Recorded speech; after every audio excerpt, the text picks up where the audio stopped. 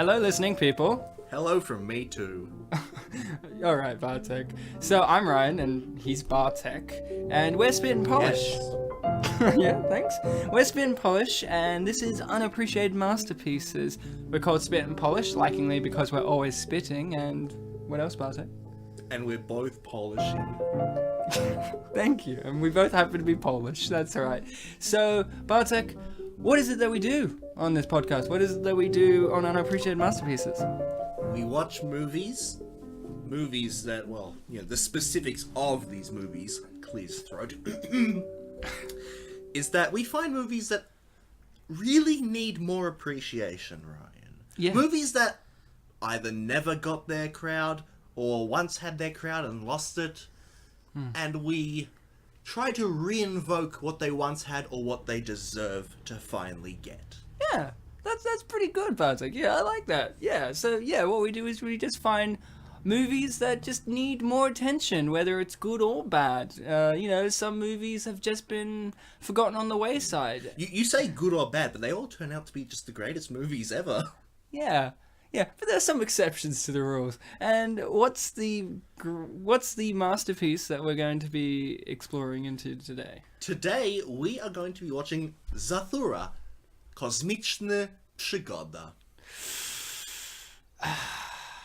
Look, one of these days I'm going to learn Polish, I swear to you. But look, for the moment being, I do not speak Polish. Yes, I know, I happen to be Polish, guys, but I do not speak it, so I don't know what movie we're watching. Ryan, this is episode 20. 20? The big 2-0. 2-0. And we are watching Zathura, A Space Adventure. Zathura! Is that the subtitle? A Space Adventure. Oh my DVD cover didn't say it. Yeah, well, some of them are just like, let's not include, like, the subtitle in there. Let's not include, like, a little... But no, it's Zathura, or Zathura. Zathura. I wanted to say... It's not a thesaurus. I was going to say it's a It's thesaurus. not thesaurus. That's a different adventure. Thesaurus, a grammatical adventure. Ryan, who's our guest who's talking? I don't know, it's some interrupting man. It's the Surf Ninjas guy. Who are we with, Bartek? No, in fact, guest, introduce yourself. Like, we're with... Well, here's the first time. Sam Noonan. Sam Noonan. Expert on things such as surfing and ninjas and all that. We haven't seen you since Surf Ninjas. That's like episode 5 or 6. 6. No, that was longer. It was something like episode 8. But no, it's episode 6. I'm pretty sure. Holy shit, that was a long time ago. Well, I was meant to be here for Scooby-Doo, but then you were sick. Yes, I was. And then we're like, sick. we can't not do Scooby-Doo. We can't wait for you, Sam. It's Dog which Month. is a shame. It's a shame. I would have cried. Well, Dog Month is have you full listened? Have you listened to it? Yeah, I have listened to it. Did you hear how I was the only one who argued that Velma was clearly the hottest and everyone else was against me on that if debate? If I was here with you, Ryan, you would have had at least one person going, get fucked. Velma is by far the hottest. Thank you. So, and you know what? She's always been the hottest. She's always been the hottest. It's just when you get older, you realise. You realise, take the glasses off. Hey, fuck that, keep them on. Keep it all on.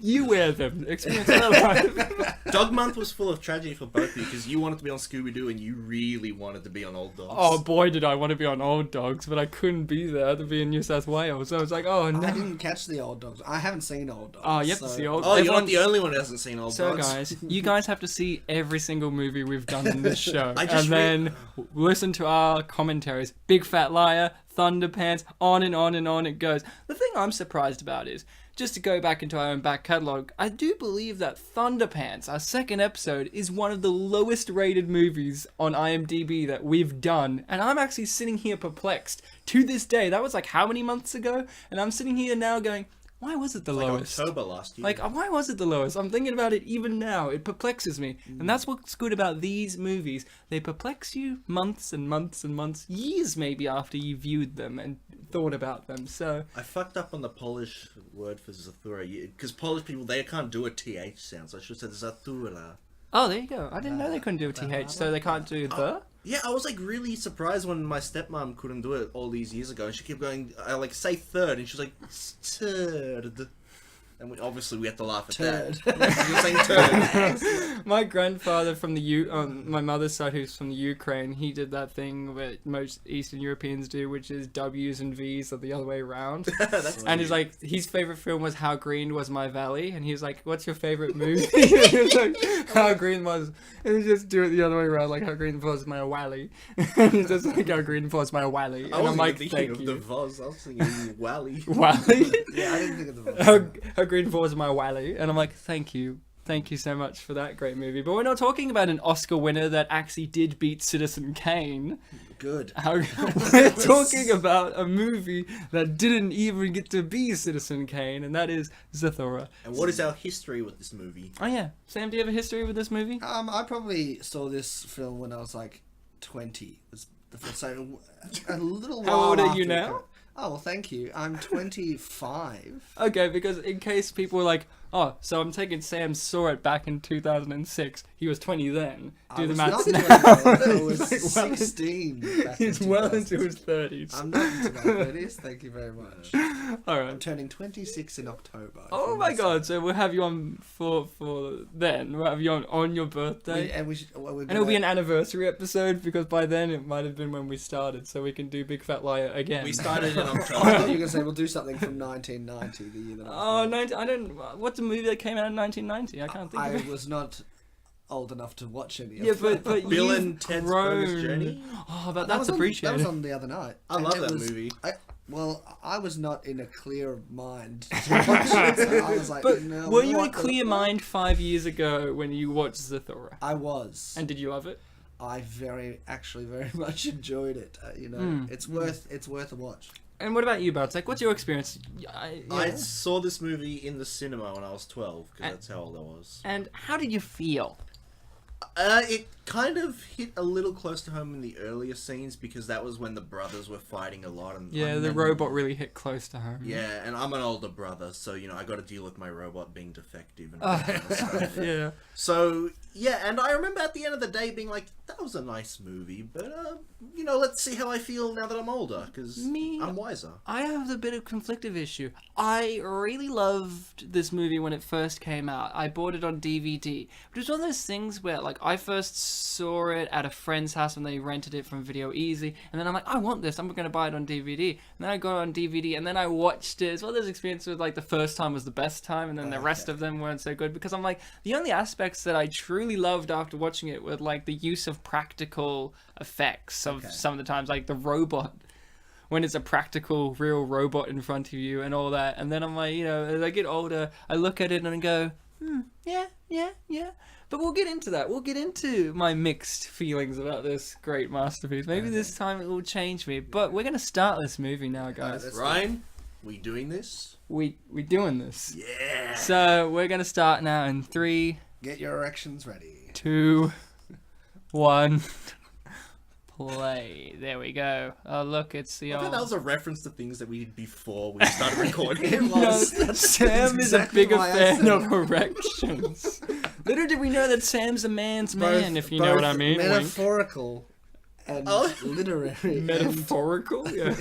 I worded that weirdly. I said things we were doing before. I don't know. The imagining listener Should have can... said things we were talking about before. So- am I Sometimes- shirtless in this episode? Yeah. Okay. So this movie is... Look, Wait, what the hell? it's the start of the movie. That's what's happening. It's on the board. Now, of course, this movie's based on a book, of course, and it's by the guy who did Jumanji.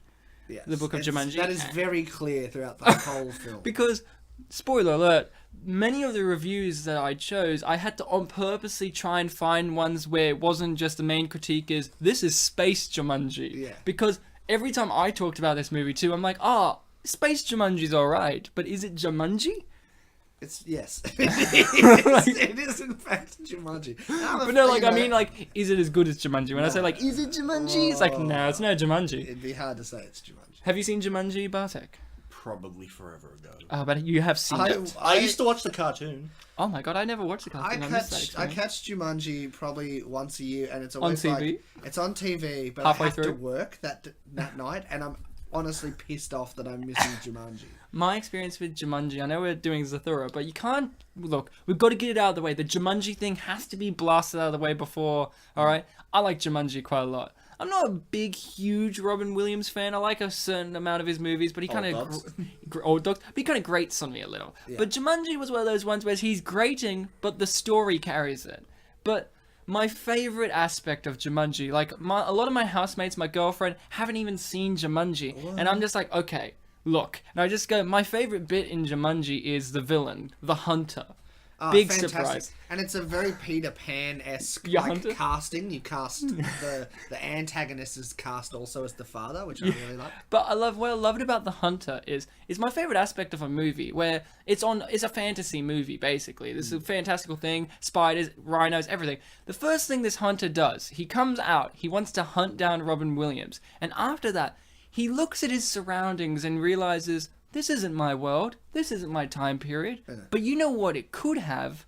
Better weapons. And like the first thing he does, he goes and upgrades. He upgrades his weapons, pays for them in like gold, I think. Yeah. And then the guy's like, "Do you work for the postal service?" And he just gives him this look like, maybe. Because he looks like he does. That's in his safari hunting outfit. Here we are. The space adventure. So, nice grab. Whilst we were talking, we pretty much got the intro, opening credits of the film, is various close-ups of the game board itself. And the box. And whilst beautifully shot, probably there's probably more of it than you need. Are you sure? Because Jon Favreau directed this movie, right? And he directed Iron Man. Yeah. And my problem is, that movie had too much Iron Man. We should have had less Iron Man. This movie had too much Zathura. Maybe we need less Zathura and Zathura. Yeah, you know, sure. The opening credits got the right amount of non-Zathura. Like this part here. The opening credits kind of like told the whole story, didn't it? Essentially, yeah, it does. It's called foreshadowing. Yeah, that's what. I went to university and learnt that. There's a lot of foreshadowing in that opening scene. Like his T-shirt is foreshadowing, because he has a toy of that shirt and it gets horribly destroyed. See, so is it one of these kids? Oh, what a douche! And then he fought in the Hunger Games quickly after this. Yeah, well, not that quickly after. No, after this he went on a runaway vacation with Robin Williams. Oddly enough, also underappreciated film. It is, and then he fought in the Hunger Games. I'm pretty sure there was a moment where he was hanging out with Pablo Escobar.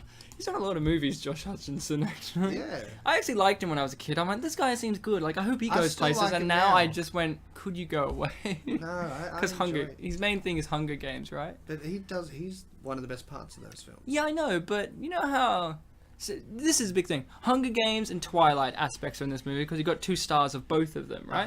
And this is when they're young and they have an idealized future ahead of them. That they're young, energetic. Like Kristen Stewart's in this movie, and I actually liked her in this movie. Like I actually thought she got energy. Yeah. For a change. And then like Twilight killed her soul. The thing is, but you look at Twilight, and like she cops a lot of flack for that, but it's actually a very accurate portrayal of the book character. The book character is just a boring character. Yeah, but... like she's just a character that like you would has nothing like that. She's not an interesting character. And in this, she's got the chance to play a character who has a little more depth. You know, and we see that. We see that come through. It is true, but and Josh Hutcherson, you know, he's obviously a kid actor. I think he does very well considering that he is a child actor. I'm excited for his next movie. Which... Yeah. He's playing the actor who played Denny in The Disaster Artist. Oh my god, is he? Yes. And then he's gonna be like, "You're not my fucking mother. You're not my fucking mother." What happened to this kid? This kid I looked him up. Did very little. Yeah. I'm really disappointed because... No, I'm not surprised. No, I'm not surprised. I didn't say surprised. I said disappointed. Because could he be the best aspect of this movie? No. Because this He's movie... the worst aspect. I don't know. I have feelings like this movie isn't particularly great. To tie this back to Surf Ninjas, he kind of reminds me of the little brother in that. No, tie me back to Surf Ninjas. You can tell the future with this game. Excuse me. To tie this back to Surf Ninjas, a phrase that I love to use all the time. The little brother's more like the frictionless ground, in which you just... Where he just slides for a million years. You just can't get a grasp of his character. That's what I'm trying to say. Okay. Because here's the thing. I think this movie is probably one of the weaker ones that we've done in the show. And I think why is because it is the bigger budget film. I think this is the one out of all the films we've done that has the biggest budget, the biggest names behind it. Tim Robbins is the dad. He's a big name. Jon Favreau's the director.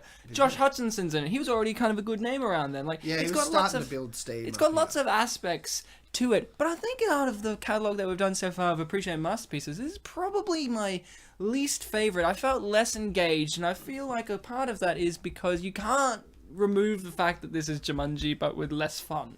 Yeah. Well, the thing is also, like, with Jumanji, with, like, Peter Allen, and with the two kids in Jumanji, the two children we see, you've got, like, very sort of clear characters, like Kirsten Dunst. She's got her, like, lying thing going on. That she was in them.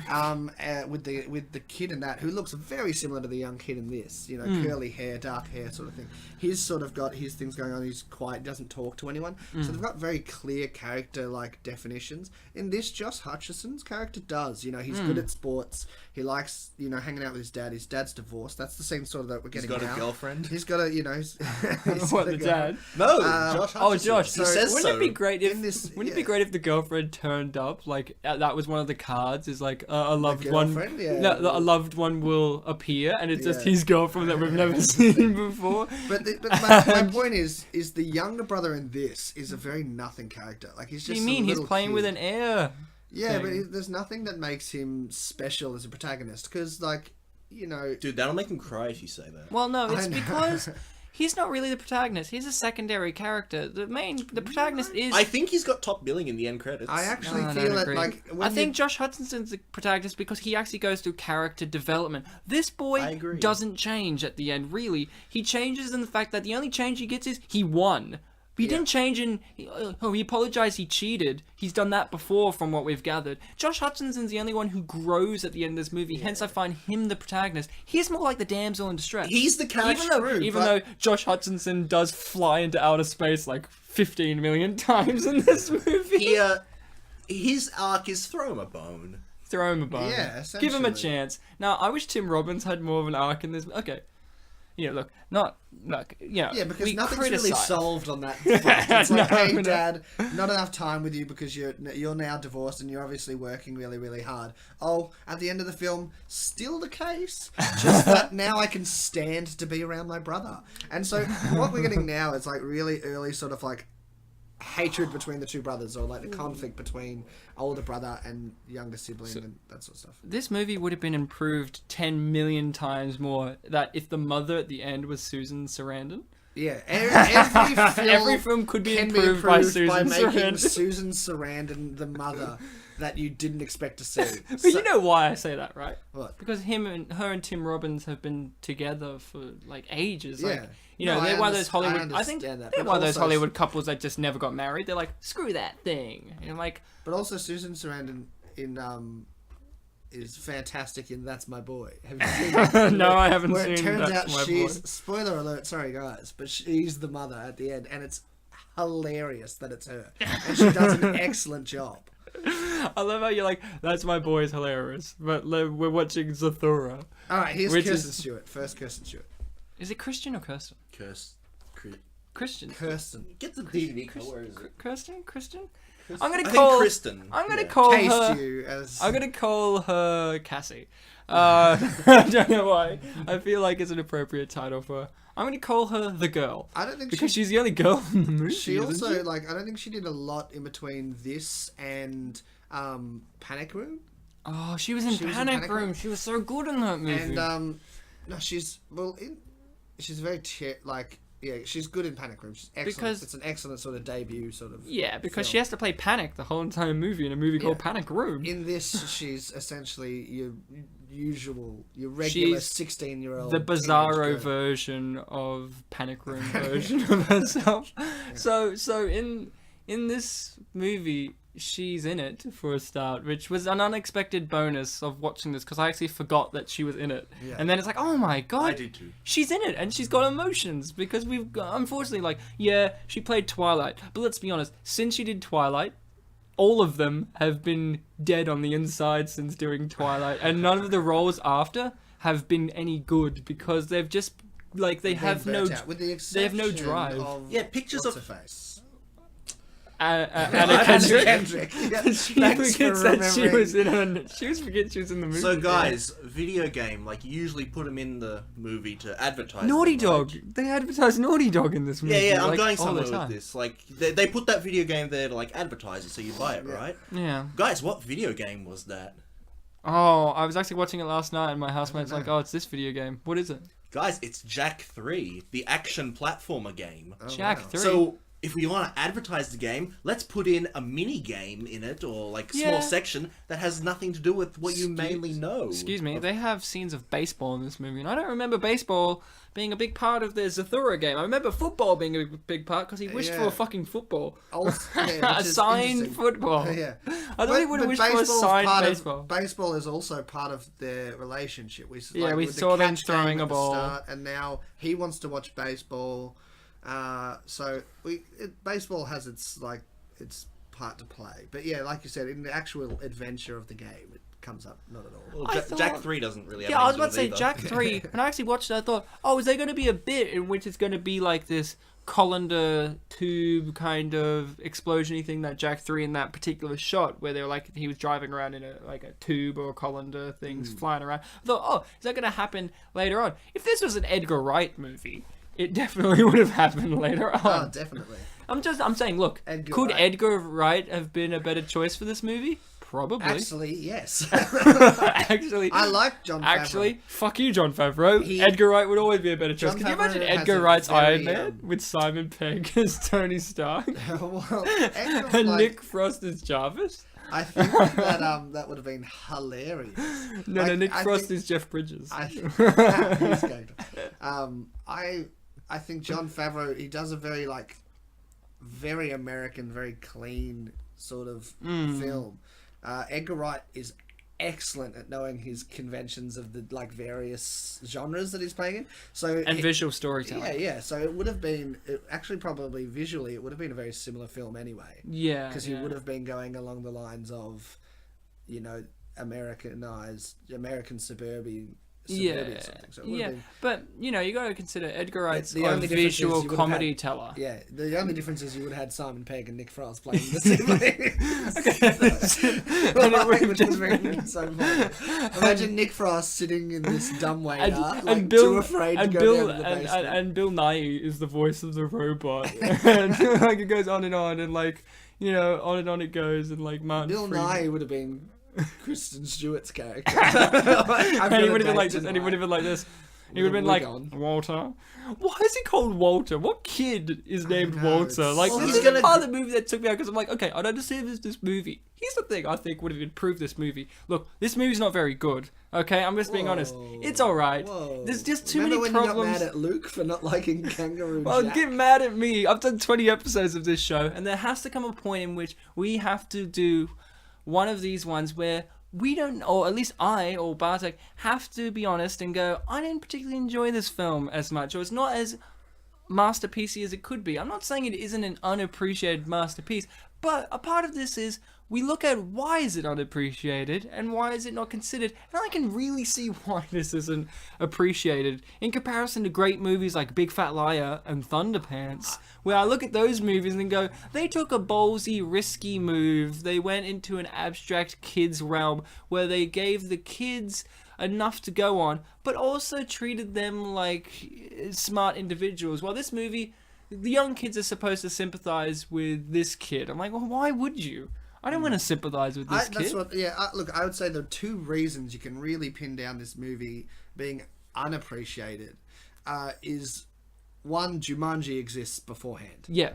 If this film came out prior to Jumanji, Or just right after Jumanji as a sequel. Well, true. Why did this wait It 10... It might have been better received. But the other reason is this kid is the Anakin Skywalker of this film. Are you an Jake angel? Lloyd. Are you an angel? Are you an angel? It's like where, as a kid, you'd probably watch this and go, "This is fine," but then it's like you watch this as an adult and you're going, "This kid can't act worth a dick." So Sam, are you saying this kid is not Wizard? That's exactly what I'm saying.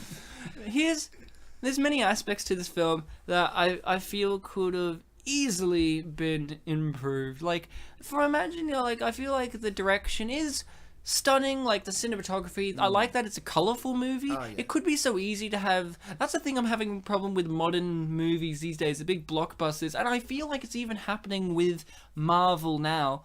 The colors are draining from it. Like, like Man of Steel, that's a bleak, colorless film. You get Zack Snyder, that's his yeah, trademark. well, when he did Watchmen, it was bright and colorful. God, and he's yet holding the box upside down. and like That's not how you hold a box. and then you get films like, say, the Allegiant Divergent series, where there's just no color in these movies. And I feel like these movies are lacking these visual popping colors that this movie does have. And I feel like a great part of this movie is, why was it set in the modern day? Why couldn't it be these kids in the 60s? Because if it was these 60s kids, it would make their mentalities more understand. Here's the thing, though. Like, the game is obviously modelled after the late 50s. Yeah, exactly. 60s, and it has that graphic sensibility.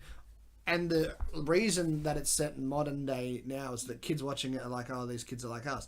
But also by having it, like, not actually set in the 60s, but had the game designed after the 60s, you're probably sort of trying to appeal to a nostalgic point of view from the parents of the kids and who I are taking. Feel perhaps it's also to give the game a sense of backstory of itself. Like, this is an old game. Like, this has been in the house since the 50s.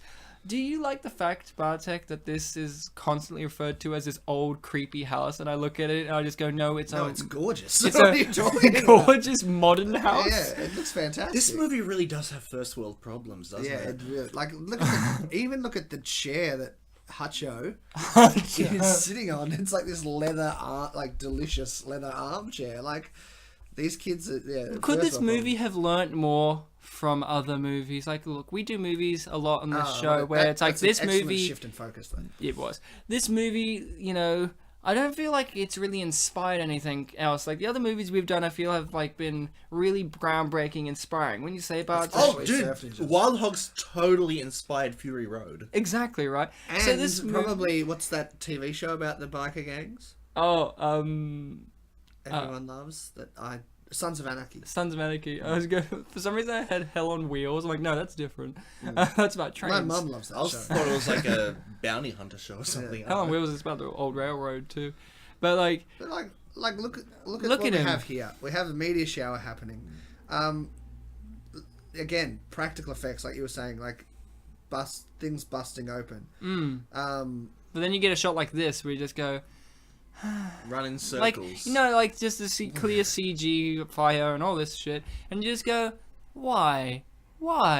But who I loved in this movie the most? Who's your favorite character, Bartek? There weren't very many to choose from, oddly enough. He hasn't. He's like the only character that hasn't appeared yet, like the one that Dax Shepard plays. What about you, Sam? Do you have a favorite character? Probably also Dax Shepard. Either that or K-Stew.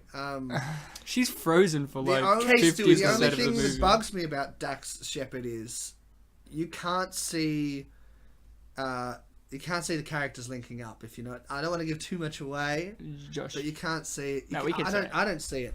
But I kind of did, especially when they did the face morphing at the end. Because But my he thing has is, a it's hard. cleft chin. Yeah, but you can face morph anyone and they'll look like it makes sense. Like, But I know. Oh, the but TV works I again. think it's hard too because we now know what he looks like grown up. Like, we now know what but Josh even back Hutcherson then, looks I was like. going, that's not a great I don't particularly remember what Josh Hutcherson looks like. I mean, does he look like Denny? He kind of looks like him blonde, now, but buff. He's like blonde. and buff. blonde. Give it. When I was a kid watching Josh Hutcherson, I kind of was annoyed by him because I'm like, he's clearly a buff kid. Like, look at him. He's like, he works out, and then you watch the movie RV where his character just works out all the time. And you're like, yep, I was right. I was right. And also, like, as a young kid, I'm like, I don't relate to the buff jock type. There's a film that he actually co-wrote and produced when he was like 18. Was it good? It's actually not bad. It's very strange. What is it? Very out there. I can't remember the name of it. I'll have to look that up for you. But Wouldn't it be interesting if it was like Freddy Got Fingered? They're in high school and he's playing a senior in high school, and it's him and his like best friend, and there's all sorts of like time travel and all sorts of like crazy shit that has nothing to do with each other. I watched this great movie with Josh Hutcherson. I know, Bartek, you're like, oh, enough about Josh Hutcherson, who's called Walter. Still don't understand. No, that should be why he's a 60s character. Yeah, exactly. Or at least call him Wally. You know what I mean? Yeah. Or why call him by Walt, full name? or whatever. But Walt is that's an even but older Walter person. is like the full, like gentlemanly way. You're saying the full name, while kids kind of abbreviate names, Exactly. especially like ones that are like 6. But Josh Hutcherson, there's one movie that I've seen him in that I really enjoyed, but at the same time I hated it because he was in it. Like, he was great. It's this movie called I can't remember, but it's about Pablo Escobar. And it's got I'll assume James Franco's involved. No. Pablo Escobar is played by I can't remember his name, but it's basically a story of Pablo Escobar's decline. But instead of taking about his decline, they take it on his character, Josh Hutcherson's character, who's just a young American hippie dude who just wants to get some quick cash, and he gets embroiled in this world, and it's just like, it's great, but then you're like, Pablo Escobar is so fucking awesome in this movie. Just focus on him. And they just don't. And they focus on Josh Hutcherson just walking around being like, I'm an American, and it's hard to be... I think he's actually Canadian in that movie. He's like, it's hard to be out here not getting money. I need more money for drugs. And I need to get money for selling drugs. And on it goes. And it's just like, go back to Pablo Escobar, who's... it's killing me. So we've established there's no gravity, but they can just walk fine, right? There's No, it's no different. gravity with outside of the bounds of the house. The house is as if it's also on Earth, because they also still have oxygen in the house. I did And not they never see. run out of oxygen. I you know did what mean? not get to tell you my favorite character in this movie. Does anyone want to take a guess? Is it Walter? No. Is it the aliens? It's the No. robot. No. My favorite character, because I feel like you see a character story arc with this character, is the bicycle that gets stuck in the the gravitational vortex of the house. Like, at the end of the movie, I saw the end, last yeah. night I watched this movie and I was just like making notes about this bike, because throughout the movie there's a point at which they get shot out or something happens, the house explodes or something, and the bike gets pushed outside, and you just see it stuck in the orbit of the house. And throughout the rest of the movie, you see it get cut back to, and you see it's like slowly getting further and further and further away. And you're like, "Don't leave, bike! Don't leave! I love you, bike!" It's kind of like that scene in the movie Heart and Souls where the little kid's crying about his imaginary ghost friends disappearing, and Don't then. talk about that. 'Cause And I then, will cry. and then that's how I felt about this bike. I'm like, don't leave! So, Don't Ryan, leave! right- And then I was so happy at the end of the movie, they addressed the fact that my favorite character was this bicycle, who I named They've Olsen. got- this is really like a sort of important scene, I think. Like in these kind of films where you got like whimsical things happening to kids and they're having adventures, you always need that person who doesn't believe that it's real. The cynic. The cynic, The doubting Tom. And that's their sister is that like, oh yeah, sure, we're not in space, it's just dark outside. Like, I like how she's clearly got some nips showing in this She's kid-friendly scene. Yeah, I know. But it's just like, I never found Kristen Stewart that appealing, but in this movie I'm like, she's not bad. she's always been decent looking. Like, Yeah, but it's kind of hard because obviously I know her really only from the Twilight movies, and she's got that gaunt fucking mouth breather face throughout it, and just like, nah. And that movie's so dully lit, everyone looks like they're dying. Like, that their skin looks like they've been dead for like a week. yeah, actually it's one of those ones where it gets worse as the films like go on as well. Like in the first film, it's just like, okay, they just look like pale people, and it's like, no, now their skin looks like it's made of clay. No, but in the first one, I hated the first Twilight visual look more because it was these pale blues. At least with the others, they went with a pale kind of yellow, which I kind of found a little bit better because I found it visually engaging more. But look, we're arguing about which shit do you like more, the darker one or the lighter one? Which one do you like more to look You're at? saying they're both shit. Like, They're all same shit. shit. Anyway. Same shit with nuts in it. But this movie is pretty nutty, isn't it, Bartek? Did you see this So, coming? Right now, The bathroom's covered in ice, and just a little what they tend to do in films when they're doing ice is they use wax. Not the drug, just sorry. When they're making things seem like they're frozen over, it's usually like covering things in shaven wax, and that's like candle wax. Yeah. And then they obviously light it up with blue, and that gives you the effect that you're looking at. Do you think that's what they did? Because I feel like this movie could have actually just frozen her. Literally frozen her. Because she's a pretty stiff actress. Yeah, Bartek, how do you feel about this movie? It's pretty nutty. I've been banging on about how I'm not the biggest fan, but I've been an assumption that you're not. Look, the cover of the board clearly says a game for 2 players. We're doing it with 3.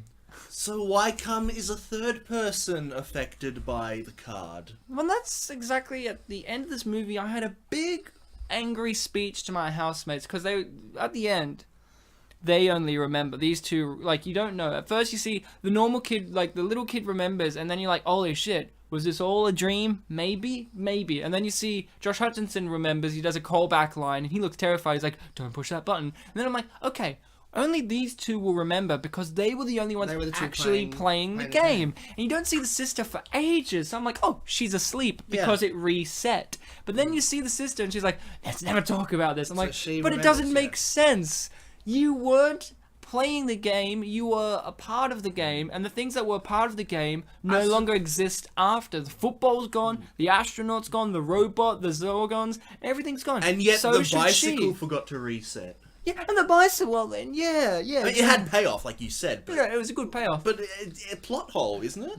Plot hole. This movie's full of plot holes. This movie could learn more about plot holes and continuity errors by watching such great movies that did not do these mistakes, such as, Meet Dave or Kangaroo Jack. Could learn more from movies like that. Also, I'm surprised that Jon Favreau was even allowed to direct Iron Man. I mean, they should have got the guy who did Kangaroo Jack. Hey, look, check out this scene right here. But unfortunately, he was too busy doing Beverly Hills Chihuahua.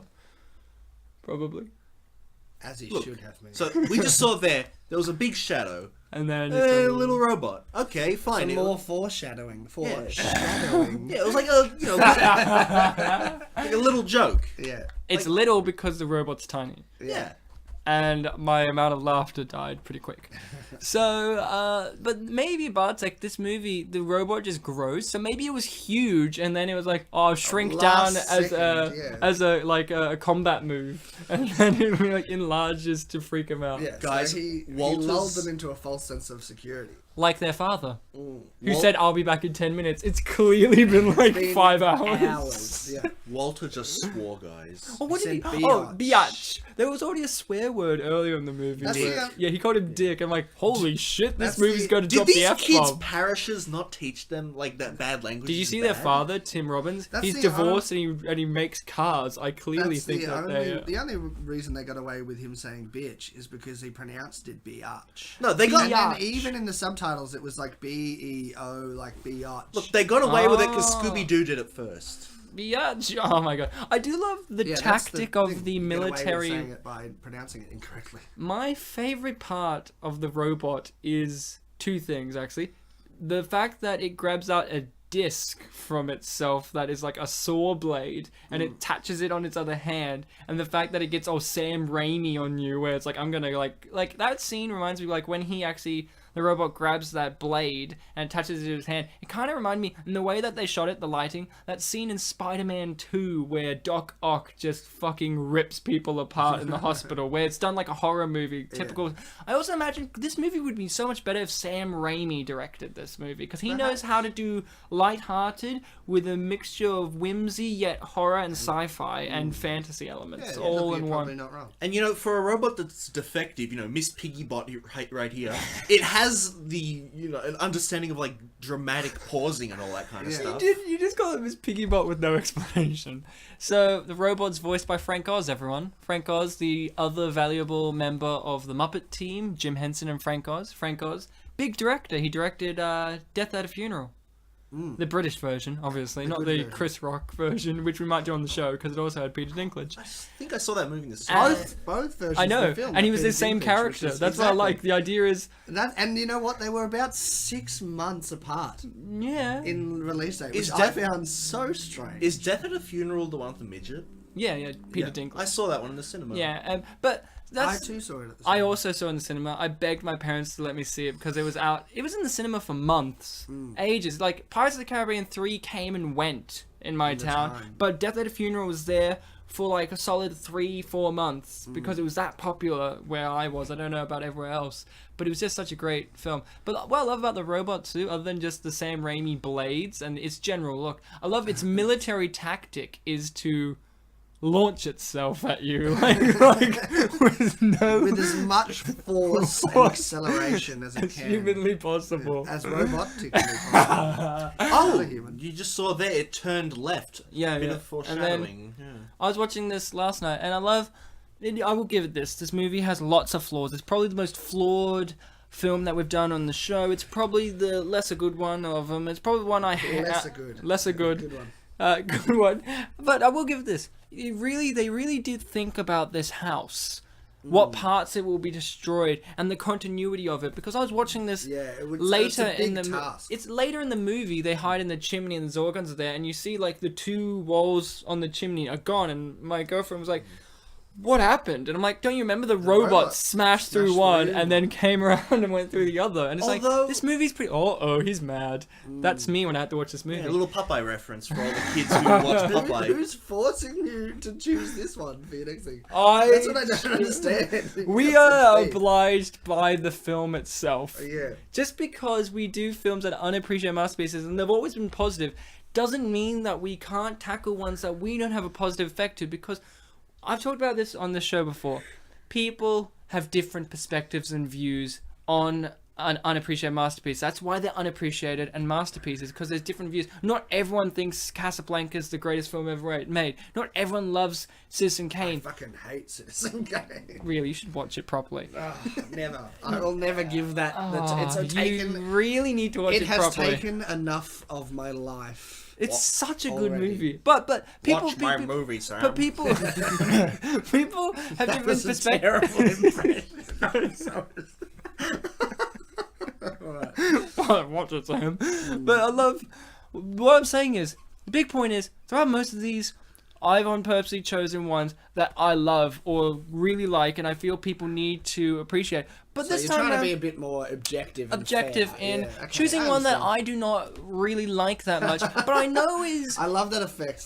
Of her sliding? sliding across the camera, like it's a great. But I just love. Shot. I think Bartek's in the same boat as I. Like, it's not the best one we've done, but we've got to be honest. Like, if we don't necessarily love it, we are gonna say we don't love it. But I can accept the fact that it is loved and it is an unappreciated one. But it's no big fat liar. There's something. It's no Stardust. There's something Stardust bothering is me that we different. haven't addressed yet. What?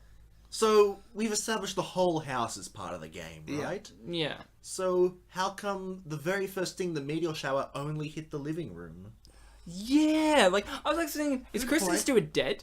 Like, how would it be if it zooms It's- up and it's like a meteor went It's through her stomach and she's like, possibly, progressive. Like it starts off in the lounge room, just like everything sort of gets bigger. It was a and better. selective meteor shower. I'm It just was saying, very if this was selective. a Sam Raimi film, she would have been dead. She would not. Have No, or They her would have iPod would waited have been a while to broken. kill her. She No, would have not every died Sam closer Raimi. to the end of the No, film. you're thinking more Spider-Man. I'm thinking more Evil Dead. Oh right.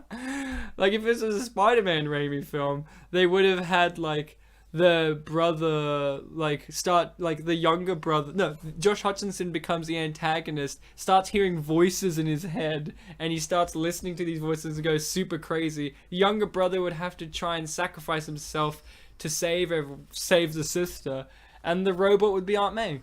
Where the robot's like, I am worried. That's an excellent mannequin of. That's Kristen not a Stewart. mannequin. That's actually her. No, She's just a very cold actress. She's got all the charm and all the charisma of a dead fish that's been lying out in the sun for 2 weeks. I hate fish. Bartek I love hates fish. fish. You don't like seafood? I hate all seafood. I don't I like. the best meal I ever had in my life was comprised almost entirely of seafood. I don't like seafood. I mean, I don't like fish. I like seafood. I don't like fish. I like other seafood, but not fish. I love fish. But fish is exactly the type of performance she's going for in this scene. She's like, I'm going to lay dead like a fish. Give her credit. That's frozen what her one. character is asked to do. You're not really. Yeah, but it's not really a valid critique on her performance when the writing of the script shows that she's literally frozen. You know who's had the best performance in this movie? Tim Robbins. We haven't talked about the dad at all, really. We have a bit. Not much. Because when I watched this movie, I thought this was really smart. But then, this is a weakness.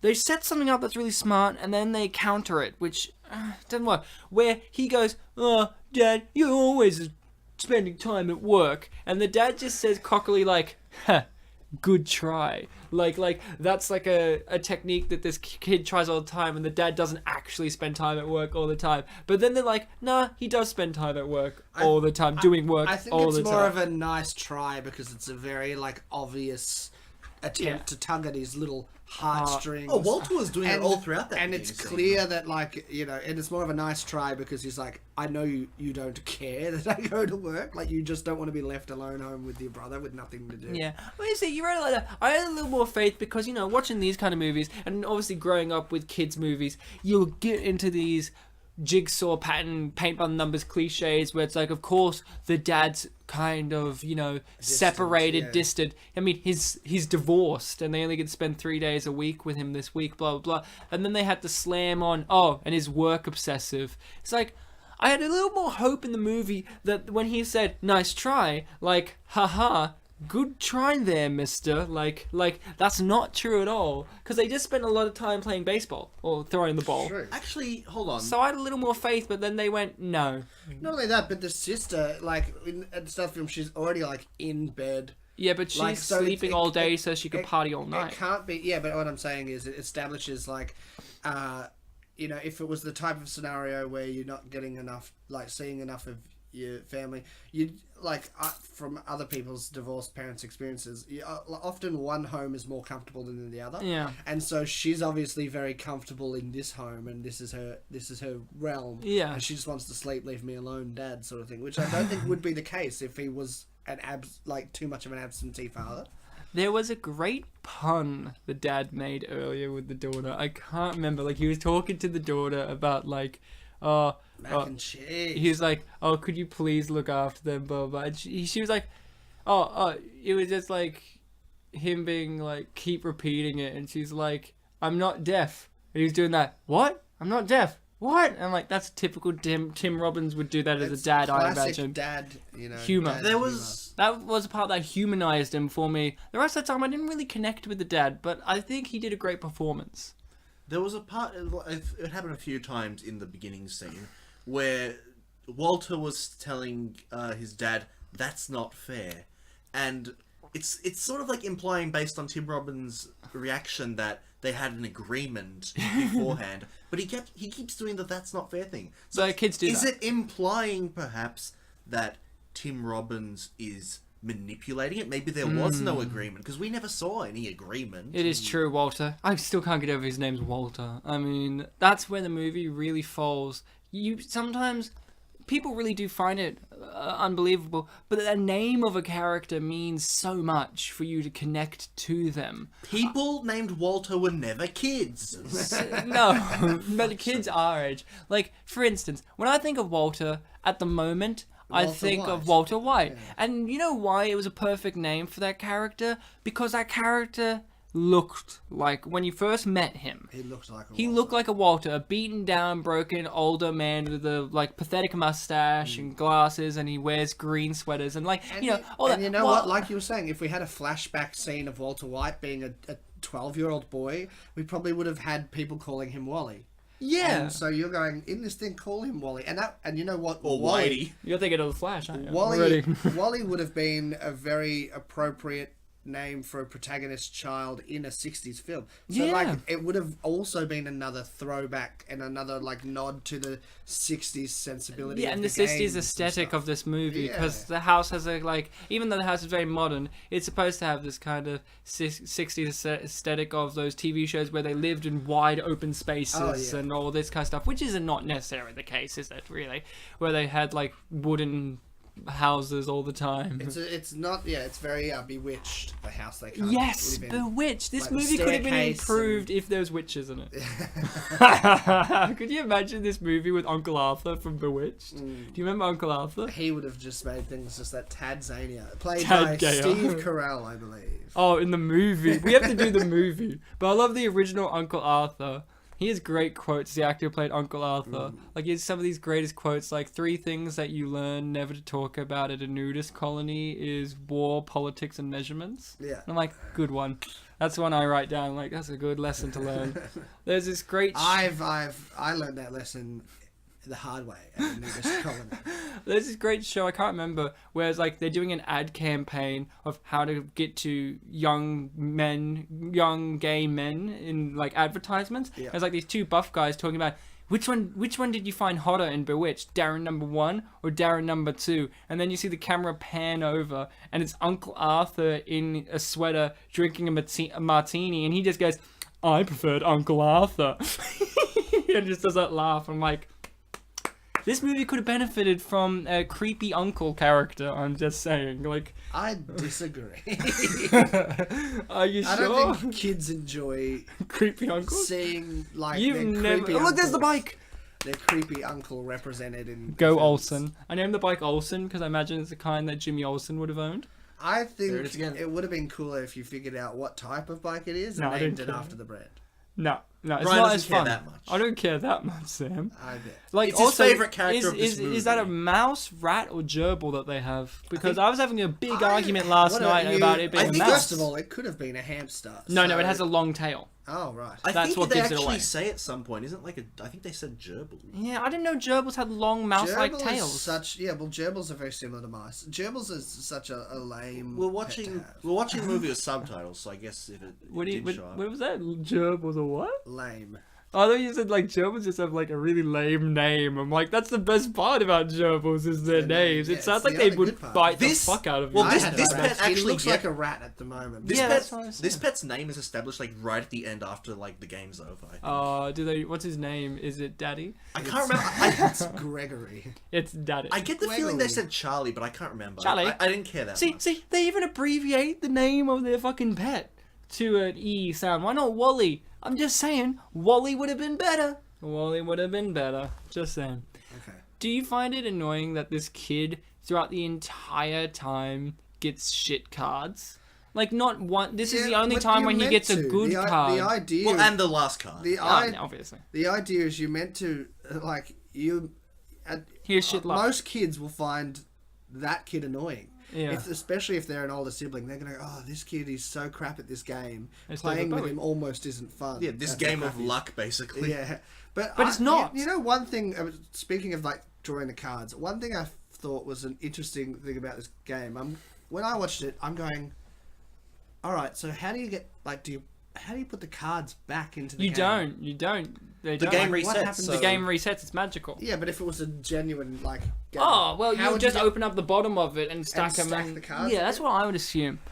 But here's the part of the... Okay, wouldn't it be great if it was just someone else knocking at the door? Like, it's like this big astronaut, but no, it's actually the postman that's been stuck outside the entire time. Like, he's That- just like you this. know He's what? like this. That actually Oh my would've- god! Oh my god! that I would've- just saw spaceships, and then you realize that's would've why been postmen great. go crazy. That would have been great because it would have been a third party who's objective Yeah. and unrelated to their Your game, but they get their this stuff. person. But it would have I think that would have actually added something to the film. Okay, I'm still no. Like a third impartial I'm gonna- character. I He would just- have also said like he would have been the character who tells them to appreciate your brothers as well. Yeah. Which we have Dax Shepard to do. Well, I think Yeah. his first line is to tell him to appreciate his brother, isn't Yeah. it? Yeah, so Dax Shepard.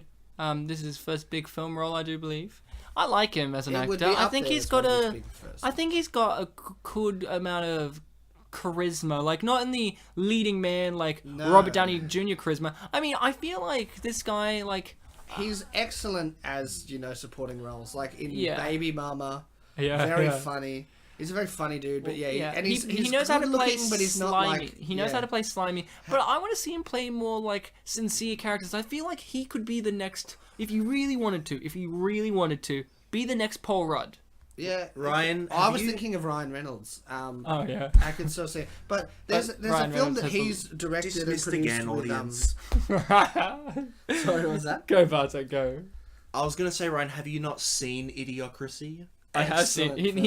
Yeah, I think that was actually before Excellent this. film. Yeah, He was. What was he? No, this was. That He would was have been Frito after this, Pendejo. That's right. He's Just talking about excellent, man. It's Idiocracy, so funny. it also reminds me of the fact that he could also play Justin Long's older brother. Oh, definitely. Oh, Well, definitely. Like, wouldn't it be great if you had a Justin Long movie and it's just like, oh, yeah, my bro's coming into town, and it's just Dax Shepard. Justin Long is another actor who I've always loved and who I've thought his career hasn't gone in the direction it could have and should have. Have you not watched Tusk? No, I haven't watched Tusk. You haven't seen Justin Long get turned into a walrus? Kevin Smith as a director, so I would like Tusk as well. Well, both those actors were in Old Dogs. Yeah. Yeah. Justin Long and Dax Shepard. I they would brothers? love to see wish. Justin Long take on. I love it when like traditionally comedic actors get a chance to be serious and it works out. Yeah, I feel like So I would that's- love to see Dax Shepard and Justin Long sort of both hit these roles, and it would be funny if they were both in the film. And they were, Yeah, and they're both brothers. and it was a serious like drama. You know, they could do a really good, like, you know how they got this thing about it. I feel like the perfect kind of movie for them to Hit do. and Run. That's the film I'm thinking of. Dax Shepard directs and produces like that, and I feel Bradley like Cooper's in it. a real good movie that they could do would be like one of those Dazed and Confused type of movies where at first you think, oh, it's just this party boy, frat, whatever, and then it's actually a sincere movie underneath it all. Like, I feel like they could do that. could But then you're easily like, do I that. hear you already saying, but Ryan, we've already got Accepted for Justin Long for that movie. Which is okay if I you know, it's very hard to say what's the best film of all time, but Accepted might be the best film of all time. We may do it one day for you. Oh, But you know, if fun you- fact, if- Justin Long, that's honestly- the only film of his he's never watched. really. He just doesn't want to watch it. If you were to tell me that you're doing Accepted as an unappreciated masterpiece, which is the best word you could use to describe that film, I would probably sue you if you got anyone else to be the guest. We'll other do than it. myself. What happens if we I got would Justin Long? It should be me and Justin Long. And I happens would if we also got sue Jonah you Hill? for not letting me meet Justin Long. I'd be so pissed off if We'll I do it didn't on get a to day meet where him. you have to work and we'll bring Luke in. So, I would Bartek, cry. is there any assholes. thoughts or opinions or feelings about the movie or anything you want to just kind of discuss about? Because I've already mentioned the bicycle thing, and also how long does oxygen last in space? Because that fire is still going and it's well out of their gravity. Well, you know, Star Wars had the mistake of having open flame appearing to be in space, which wouldn't happen. Like, you know, it's Lots not of the first space. If anything, it's been consistent with its. No, but it has been consistent with space ideology. Sorry, Bartek. I know. You asked me a question about my opinion. Okay. And Your then we opinion was ignored Bartek. Ignored. Okay, Sorry, just before Bartek, you go, we don't care. just before I let you go, I'm so Evidently. sorry. I'm so sorry. Before I let you go, before you leave this podcast and Ryan and I continue, please answer this I'm question. sorry, Bartek. I know you get a bit frustrated, but I disagree with you wholeheartedly, Sam. This movie's actually been pretty consistent with space. Ryan physically looked at Bartek and said, "I'm sorry, I'll get to you in a second," and then turned his back to Bartek and turned back to me. And I shouted at you To because I point a finger. disagree. Because this movie has been consistent with space, where there's zero gravity. The astronaut was covered in like He was ice in this- yeah, he and was all in the that. Space gear, yeah. And the bike in the orbit of the house. I feel like it's been very good with its idea of what space is, and then the fire thing just ruins it. Now, Bartek, I'm sorry, I just had to. So you asked me if I had any thoughts about this movie that I want to bring up right now. Yeah. Yeah, not really. No, okay, alright. Okay. Okay, So- back to space. I had a question. No, let Bartek go. So, hold on, you've listened to the Wild Hogs episode, right? Of course. I So, listen to Snow Dogs. as I well. made... What? I listen to all of them now. I listen to Eloise Snow Dogs. also very much wanted to be in the Snow Dogs. She loves those pups. For people who don't know, Eloise is a person. Yeah. Cool. She's my girlfriend. Yeah. Go on. What happened to the girl from the last episode? I'll go through them like matchsticks. No, I joke. It's Sam's girl. So, I don't own her. Eloise, if you ever listen to this show, I don't own you. Yeah. Sam does? I don't know. I don't He hasn't know put a you ring on either. it yet. Just saying. 3, nearly 4 years, no ring. and I know you. and we all know you, but go on. I am familiar with you too, Eloise. I know that you exist. Alright. So I bring up Wild Hog because in that episode I bring up that the subtitles in that movie were very clever. How they established certain spellings of names that have multiple spellings, and subtitles.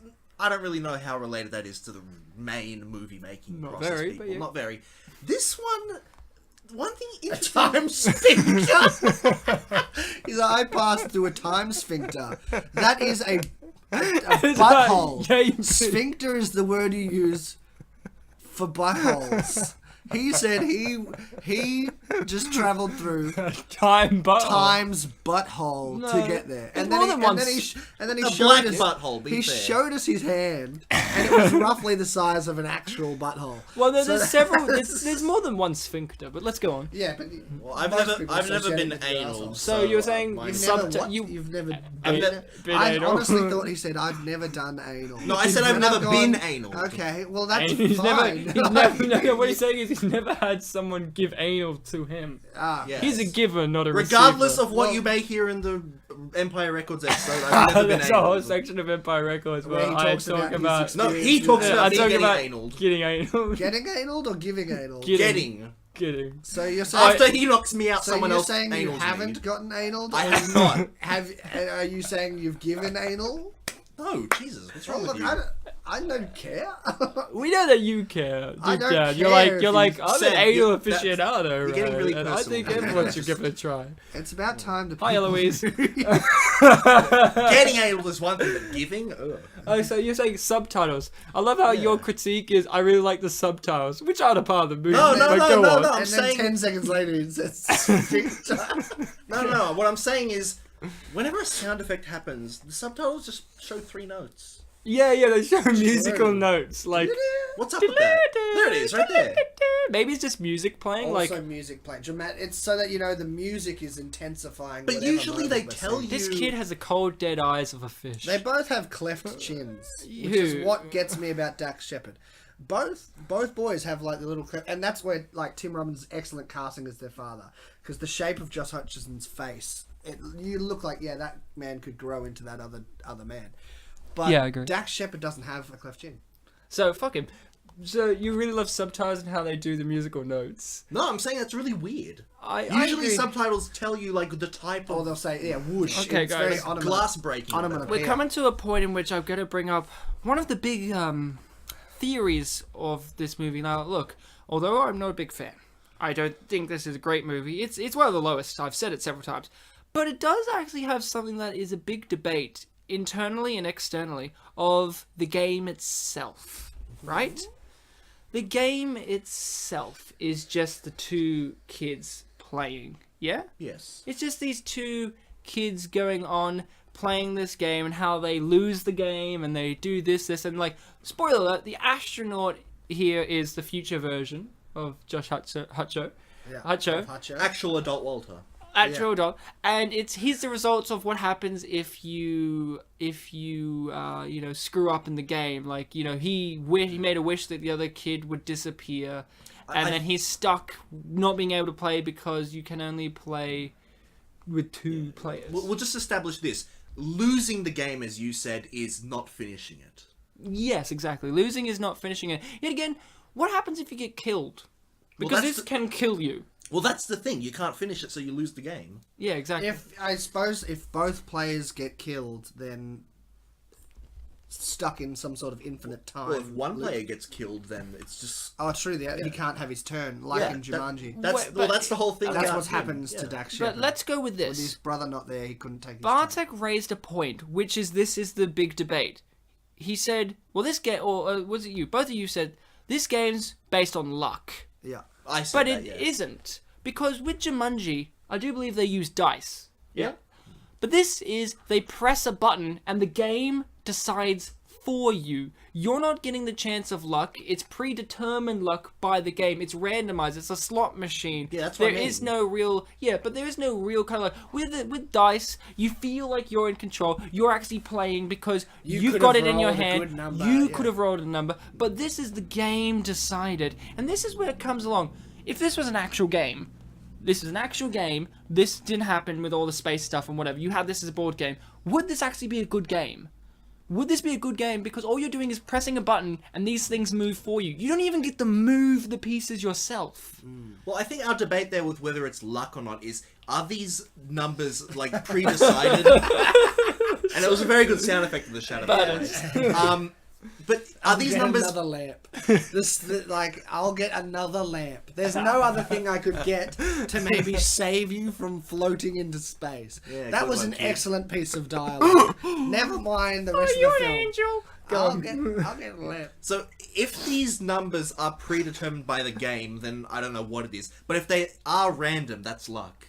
Yeah, but that's a part of the problem with the game itself. Shows the weakness of the movie, which is a core strength of a movie is to remind you that it's not a movie, to envelop you in the world, the characters. You shouldn't be sitting there thinking, well, that was a bit of lazy script writing, or that could have been acted better. And a part of the game that ruins that idea is it does remind you that this is a plot device tool. Like, this isn't like in Jumanji. The actual game of Jumanji has little to do with Jumanji. Like, you know what I mean? Like, the film Jumanji deals with so many more interesting concepts and ideas, and like, you want them to finish the game and win, but there's an intensity there because they could lose one of the dice, or they could lose this, or or you know, they might roll a bad turn. But this, you know, deep down in your heart, watching this, that the scriptwriter's like, okay, we've got to get rid of the sister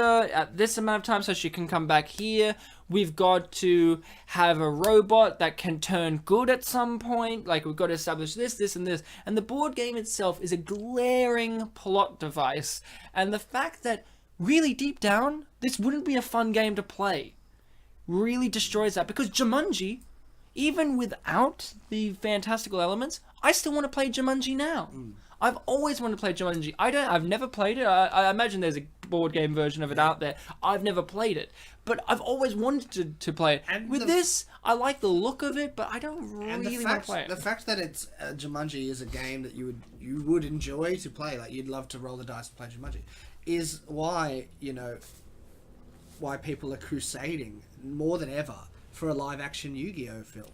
Yeah, because the beauty of Yu-Gi-Oh was, one, like, emotional storytelling. I watched it all the time. Two, it's still on Go. I watch it almost every day. Two, believing in the heart of the cards, really inspiring you to believe in something larger than yourself. Yeah. And three, like, practically outside of the world of watching the television show, it was an excellent game to play. It was a fun game. It was fun as shit. Also like Beyblade. And also Pokemon. deserving of a live action film. And Pokemon did with that too, because they had their card game, their video games, and the show itself. All interesting. What you're basically saying is Japan has it down pat. Yeah, Japan with these knows things. what the fuck they're doing. They have a Yeah, movie have you seen of Ace Attorney. Have you seen? And it's really good. And it's crazily accurate. It's great. It's like the fact that they get that guy's hair to be exactly what it is. And take that is they just throw this like hologram screen at each other.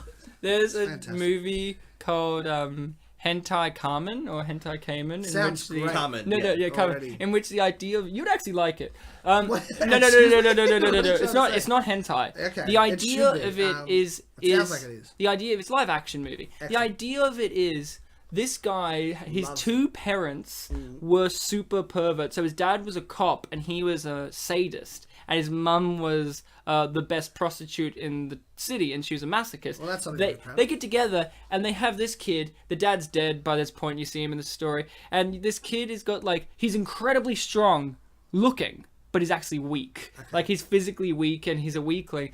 And then he finds out by wearing women's panties on his face, it activates his bloodstream, which is to unlock his ultimate pervert DNA powers, because both of his parents are super perverts, making him the ultimate pervert, and him sniffing women's underwear makes it unlock, and he transforms into this muscle-bound superhero Spider-Man looking guy, because he wears it like a Spider-Man mask, and his eyes turn into Spider-Man things, and his outfit is just him in women's stockings and sometimes heels with just tight white underwear that he grabs and stretches over his head and ties across his shoulders.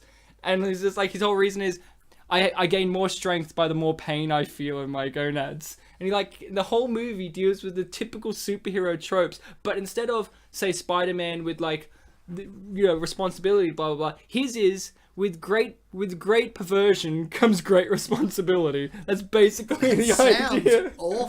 No, it's funny. It sounds like such a shit premise. I hate it. I hate it already. Let's get back to Zathura. No, fuck you. We're in the middle of the wish scene. You need to watch that movie. Okay, so the wish scene kind of really plays out the whole film's message. Yeah. Essentially, is that you've got to appreciate your family, which is to love each other. Yeah. Well, brothers specifically. Yeah. Don't worry about the rest. Don't love each other like Kristen Stewart does the astronaut. Yeah. A little bit of incest is fine. A little bit. That's what this film is. Deliverance was fine. Like, incest is fine as long as you don't actually act on it. But then there's some movies where they do, and you're like, all right, don't do that again. So, just to conclude what we were saying earlier about the whole board game thing, this game wouldn't be fun because you press a button and then the game says what happens. Yeah, I feel like it would be kind of like that. I feel like the big thing I was arguing with my household last night watching it was the idea of the movie is it's not the actual game. It's the experience that the game brings physically to you. But the game itself is not interesting. Well, I feel like in Jumanji, the strength was it was both. The game itself was interesting and the experience. And why I feel the game in Jumanji was great was because it was so old. Like, the mystery of this game was... Yeah. And it had a backstory of its own where it's like, there it is in the sand, jungle drums, all this shit. And he's like, there's a world inside that game. Well, this game brings a world to you, which is kind of okay, but it's not as... exuberantly exciting. Think about it in a different way. Like, I remember when I was a kid, I sometimes watched the Flintstones and the Jetsons, and often I would ask others, "Hey, which one do you think's better?" And they would usually say Flintstones because the Jetsons have a whole convenience thing. They got super technology that can do things, whereas the Flintstones, they had to do things creatively that are still kind of modern. They were like your modern Stone Age animals family and all that kind of stuff. So I guess you can. Which was your fave? I remember when I was a kid, I said Jetsons for some reason, but thinking back, I remember Flintstones being pretty funny. I dislike both, and there's but if you had to choose, those are my two. Those are my dad's two favorite shows because they were the equivalent of The Simpsons. Yeah, when he was a kid, so he those were the cartoons he got to watch. An animated sitcom. And I think they're both terrible. I wouldn't say they're terrible. I think I'd probably take that, Sam's dad. I'd probably prefer the Jetsons. Yeah. They were the same. They're the same show. Essentially, except Jetsons has more children. Yeah. No, I think it's different. No, but they even have the boss yelling out the Jetson and Flintstone. It's the same. Yeah, but Mr. Stone, Fred, and what's the main what's the dad in Jetson called? George Jetson. Yeah, George. Sorry, George and Fred are very different. Alliteration on both. Yeah. George and Fred are different. Fred's more gruff. He's more your homo type, where he's your beer drinker, hang out with the boys. Like the lazy husband. While George was kind of like your accountant husband, where he's like, he's Tim Robbins. I had to prefer. Tim Robbins. Fred was blokier. That's part of probably why I prefer George Jetson, because he's also his job wasn't manual labor. He's pushing buttons and stuff. So he get fired a lot though. Well, they both got fired quite a lot. Did Fred?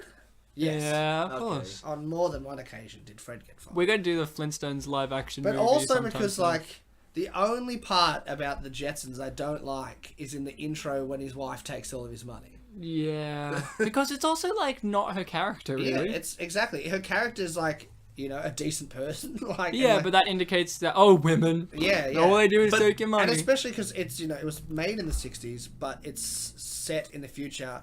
And it had, in the grand future of 2004. It had no concept that, in the future women might have to work. Star Trek did. Yeah, Star Trek knew, yeah. That's why Star Trek's... Yes, my Kristen option is... Stewart's alive again, hooray! And she's banging in this scene, to be honest. Her makeup's quite good. She's got makeup on point. I actually like her outfit. Like the whole black, pink thing going on. Coloured, She looks like Avril Lavigne.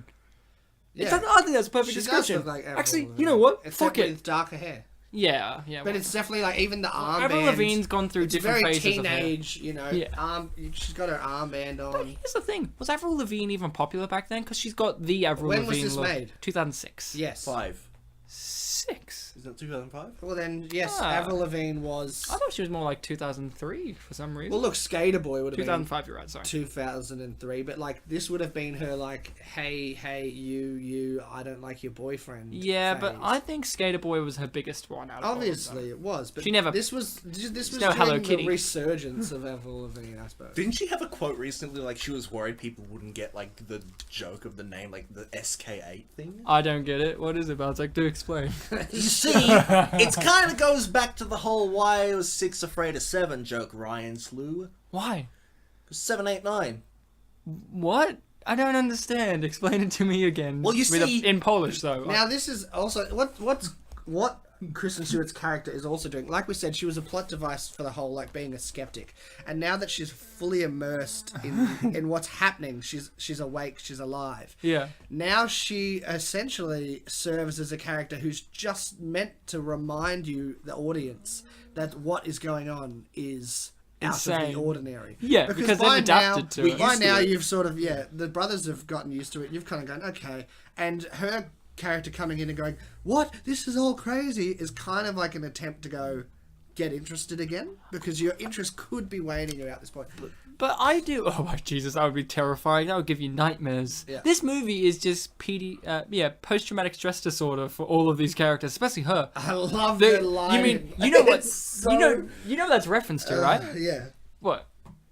Star Trek. Yeah. Captain Kirk. We I- just talked I about Star understand Trek. it. I like obviously. Well, Bartek space admitted and that space. he's never watched much of Star I Trek. watched Star Trek Into Darkness and that. I'm not a huge Star Trek fan. but I'm a big I've Star watched- Trek I've fan. I watched- love an idealized future. I've watched quite a bit of it. My mum is a huge Trekkie, and when I was a kid, she'd be watching it at 10:30, 11 o'clock, and if I couldn't get Bike. to sleep, I would Yeah. come into the lounge room and Star Trek would be on. See, But I was never a huge fan. I like it. Sci-fi. There was an episode of Saved by the Bell where they pretended that Screech was an alien. Okay. Excellent. Every time we've done this show, Saved by the Bartek's look, there's the bike again. Every time we've done this show, Bartek's mentioned Saved by the Bell and Screech. Not every and time. Pretty much. And I ask, I go, why is he called Screech? And Bartek's like, I don't know, that's just his name. So I went out of my. It's because of the way his voice sounds. Well, that's why I asked. So I looked it up online, and there's no definitive reason why they call him Screech. Like, there's no, because he's got a screechy voice. They're just like, he is just called Screech. I'm Yeah. like, all Yeah, right. dude, they made Good Morning Miss Bliss, they call him Screech, and they made Saved by the Bell, like, fuck it, he's still Screech. His name's Sam, but, call So him Screech. in this movie's universe, the astronaut is the future him, and he's 15 years older. How did he become an He was- astronaut? How did he? No. How Well, did he's in he, space, what it's else is because he he gonna got do? stuck in space. But No, but I was what- actually going to raise Does that that mean question there's earlier. a universe How did where he- there's How did he astronaut call? get the astronaut gear? Yeah. Because he's never said, "Oh, I was then picked up by." No, his and he's gra- military because he's wearing the Essentially- dog tags. And essentially, if he got stuck in this game playing this with his brother, and the only difference is that he made a different wish, then logically, bang, he's still stuck in the house floating in space. yeah, There are two and, accounts. How and did he dead. leave? There are two explanations. One, he's from an alternate universe where things played out a bit differently. Yeah, obviously. Two, his grandfather's a MacGyver. Yeah. Yeah, that's the only thing. Well, Did he I make a way in which he could safely float out? This is what's the Into actor's space. name again of the astronaut? Sorry, I Either just that, forgot. sorry, Dax Shepard? Dax Shepard. or it could be, when was there a card that allowed him to No, because he couldn't play further. that? Once that he made wish his was wish- But, like, last- before the His wish. last no cards. The wish was the only turn he could do, and he wished for him to go away. Then he couldn't play anymore because it was the other brother's turn. He couldn't do anything. None of the other cards worked. But here's the thing I don't understand, right? How is it? He's got military dog tag. He got dog tag, so he's obviously military. Somehow joined a military in this universe, Or he and he made knows. dog tags. No, because the He way he could talks have about easily made dog No, tags. because the way he talks about Zorgons is he's fighting the Zorg. He's fought the Zorgons. So he talks like a soldier. Because he drew the then Zorgon card. Then the only No, way but he knows them more about their race, So, their culture, their experience. in the Because time- he's 15 years fighting them. No, but Yeah, that's exactly. exactly. But he's got this military stuff. Where would you Well, get a here's- space here's suit? what's- Where would you go in time? here's A what's kind of- military. Here's the only really explanation that makes sense then. So he had the Zorgon card, or prior to the wish card, his brother gets wished away. Josh Hutcho must have at some point Call the Zorgons back with had fire. the Zorgons back with fire and stolen their ship, flown away and joined some sort of Star Command-esque Buzz Lightyear. That's exactly what I thought. But here's the thing, though. How did they survive the Zorgon attack the first time around? Because they only survived it because this version of him came back in time and explained it to them. So how did they survive? Because this movie's really good. Because they weren't boarding them. They were just killing everything. Like, if they were left to it the first time, the Zorgons would have just destroyed every piece of it. But then he came in and taught them how to do it. So, like, how did they figure out, like, how did he live, basically? The first time around. The first time around. This movie, and here's the thing. Again, bad casting choice. If he was military, and, like, I always like the idea of he's a bounty hunting kind of guy. Like, the way he talks about these Zorgons doesn't sound military. It sounds like someone who hunts them down, rebellion fighter. He doesn't really look that tough. Like, he doesn't look like he would be a military gruff guy. He looks like Ego And Raptor. it's funny because young Hutcho is kind of tough looking. Like, he look, for a kid his age, for a kid his age, he looks like he's a bully. Yeah, that's exactly what I was going to say. And the thing is, he doesn't get cast as bullies. No. This is probably the most bullying role he gets. Well, at this age. in Hunger Games, he's a bit of a slimy one. No, what? How? No, he's a bit slimy. In what way? At first. At first is the least amount of slime. He plays the game so he can help them. He plays it like so he has to go and be like, yeah, I'm back. I'm alright. But I agree. He's more... No, he's more of a bully in RV. He treats Robin Williams like shit in that movie. Because it's his dad. Also, they get covered in shit in that movie. He's probably not going to be a villain in The Disaster Artist. No, Denny is the villain. Who's the villain in Disaster? Is it Tommy Wiseau? Well, He's the villain of his own story. It's a true story, so a villain. No, in true stories, there's always a villain. Like, have you not seen Cool Runnings? The fact that Tommy Wiseau isn't famous is the villain. Yeah. Wait, why did you laugh at that? Cool Runnings is based mostly on a true story. And That's they got why the I found it funny. Everyone in the world is the antagonist in every sports movie. In every sports movie, you just take some extremely Eastern European country and you make Germany. them... Be honest, just say Germany. Germany. Sometimes it's Russia. They're not Eastern European. Well, Russia is. Yeah, but and so Russia's often I think in Mighty Ducks. Sorry for clicking. Mighty Ducks, you've got the Russians. Mighty There's Ducks. heaps of Russian bad guys. Beer Fest is Germans, but it's always if America's competing on a global scale. Yeah. Russians or Germans. Just while you talked, I saw Kristen Stewart's face, and it just made me think of another plot hole. Right. Where was she? She must have died the first time around. No. Because she still would have been otherwise, frozen. he would have been like... No, he would have died. But yeah, he reacts to her with no ease of oh, what happened to you? Because by the time the astronaut came, she became unfrozen. So she still would have been frozen the entire time, wouldn't she? Is she frozen before the wish? Yes. Well then, she would still be frozen. He would have been stuck with a frozen version no of her. But yet again, if he could passed. travel through, I quote, a time sprinter, could he not have unfrozen her?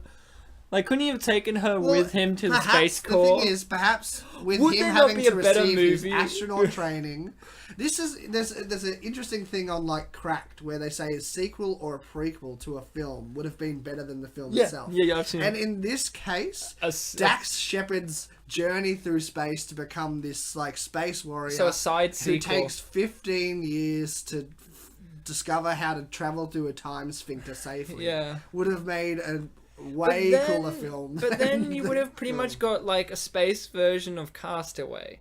Which would have been great. No, it would have been great, but then you're like, can we get away from these 90s movies that are similar to these? No, I would agree. I think a great movie... Well, that's like The Martian, isn't it? Yeah, The Martian. I haven't seen The Martian. I've seen it. I've seen it now. It's good. But here's something. It is true. I reckon it would have been great if you did have a movie in which it is... See, this is what I mean with kids' movies. The thing about Jumanji that really elevates it from just a kids' movie is it's ballsy in the way that it does actually scare and come up with these and follow through on these terrifying ideas. The fact that Robin Williams in that movie got sucked into a board game and was stuck there for how many years? Was it 20 or whatever? He came out as a completely... 30 or 40 years. And she was mentally traumatized by the experience. He was mentally traumatized. Unless a movie like this so they one... treat them like adults. That's unless what a you're movie saying. like Treating this the audience like yeah, adults. this one doesn't deal with that. Sam Shepard... Sam Shepard? Why do I say that? Dax Shepard. Dax Shepard Dax Shepard, I feel like he would be way more like paranoid, scared, kind of like shell-shocked at seeing his brother again. Like, even though he knows that it's not his brother, seeing him, if it was me, I would show some emotion, but instead he plays it like, I guess it's he doesn't want to let them know. But the problem is there should be a little thing there to give you something. Like, he should have this real kind of... We as the audience should see it. Even if the characters maybe don't. But they want to play this for plot twist values. It's like it's a twist. There are actually going to be coming up some scenes where there's a lot of show don't tell. Like with when whole sequence. When Dax Shepard like goes away and then comes back, he's like, "This happened, this happened, this happened." Actually, that already happened, didn't it? Yeah, we've already said that. Yeah, I'm so sorry.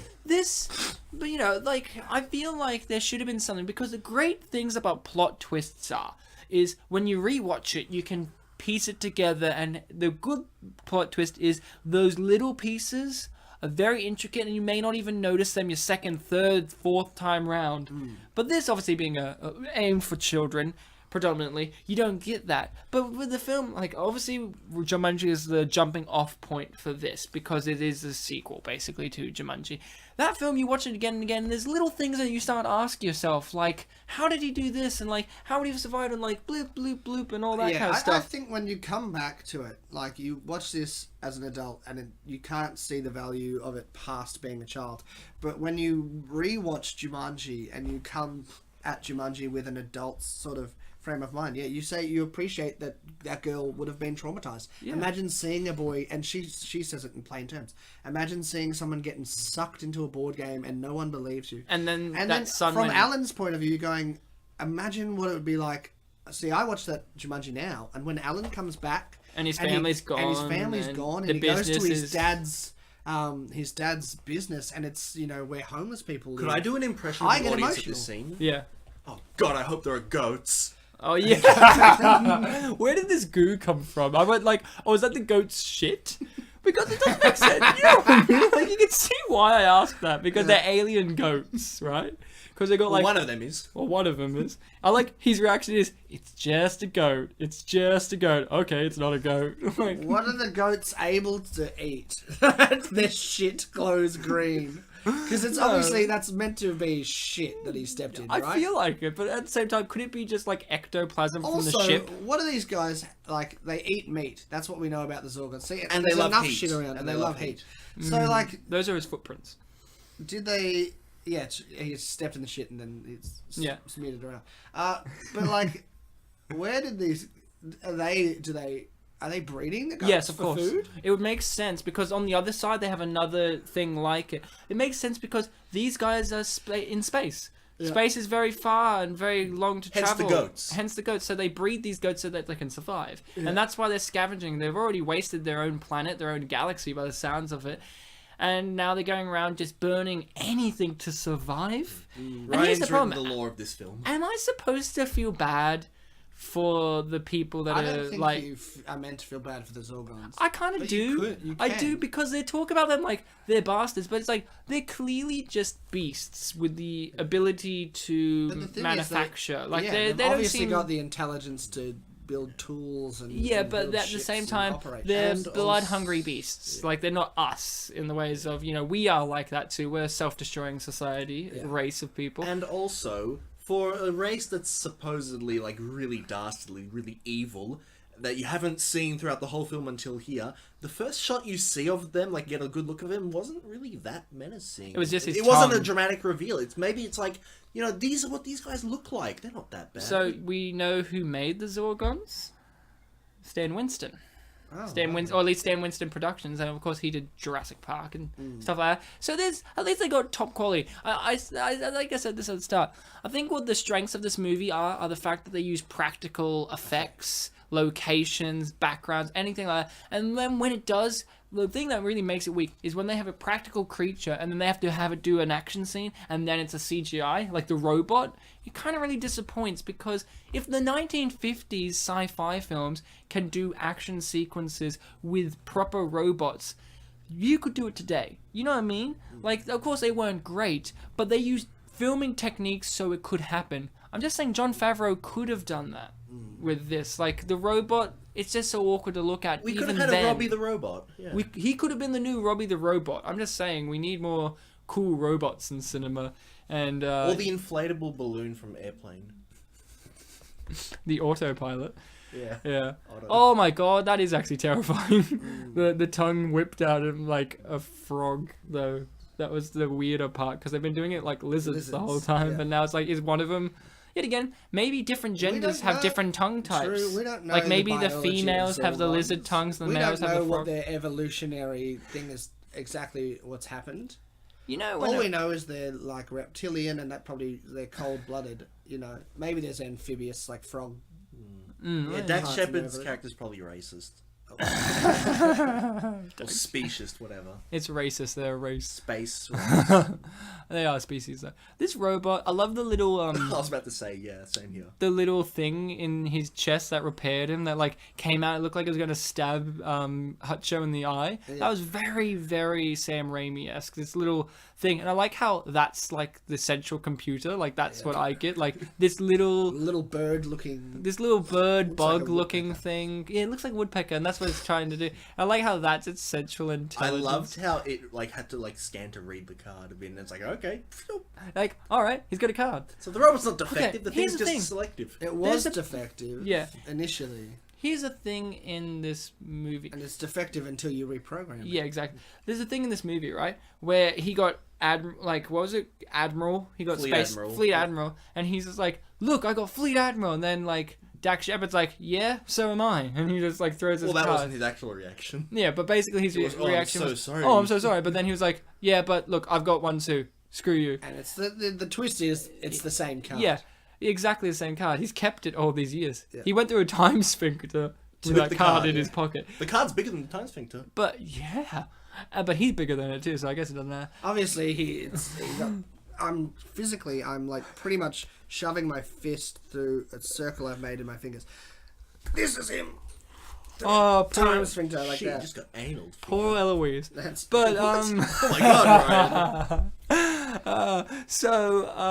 Kristen Stewart's outfit looks different in each scene. It's just like it's adjusted and different. there's like less of a hood. Like Yeah. was there not a hood when she no, was putting it on? I'm pretty sure that also. And now it's like very V-necked. Yeah, but I'm pretty sure before you saw No, the there's black wood. underneath more. Yeah, definitely. Yeah. It was But more. I Maybe, guess when like- you're running around. Maybe she didn't fully stretch it out. I don't know. True. Was there a point in this movie actually where he took a turn? Because it's technically him. He could actually take a turn.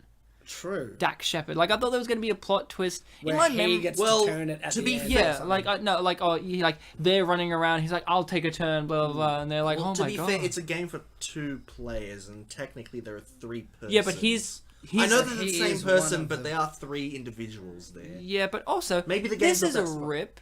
We already missed it, I do believe.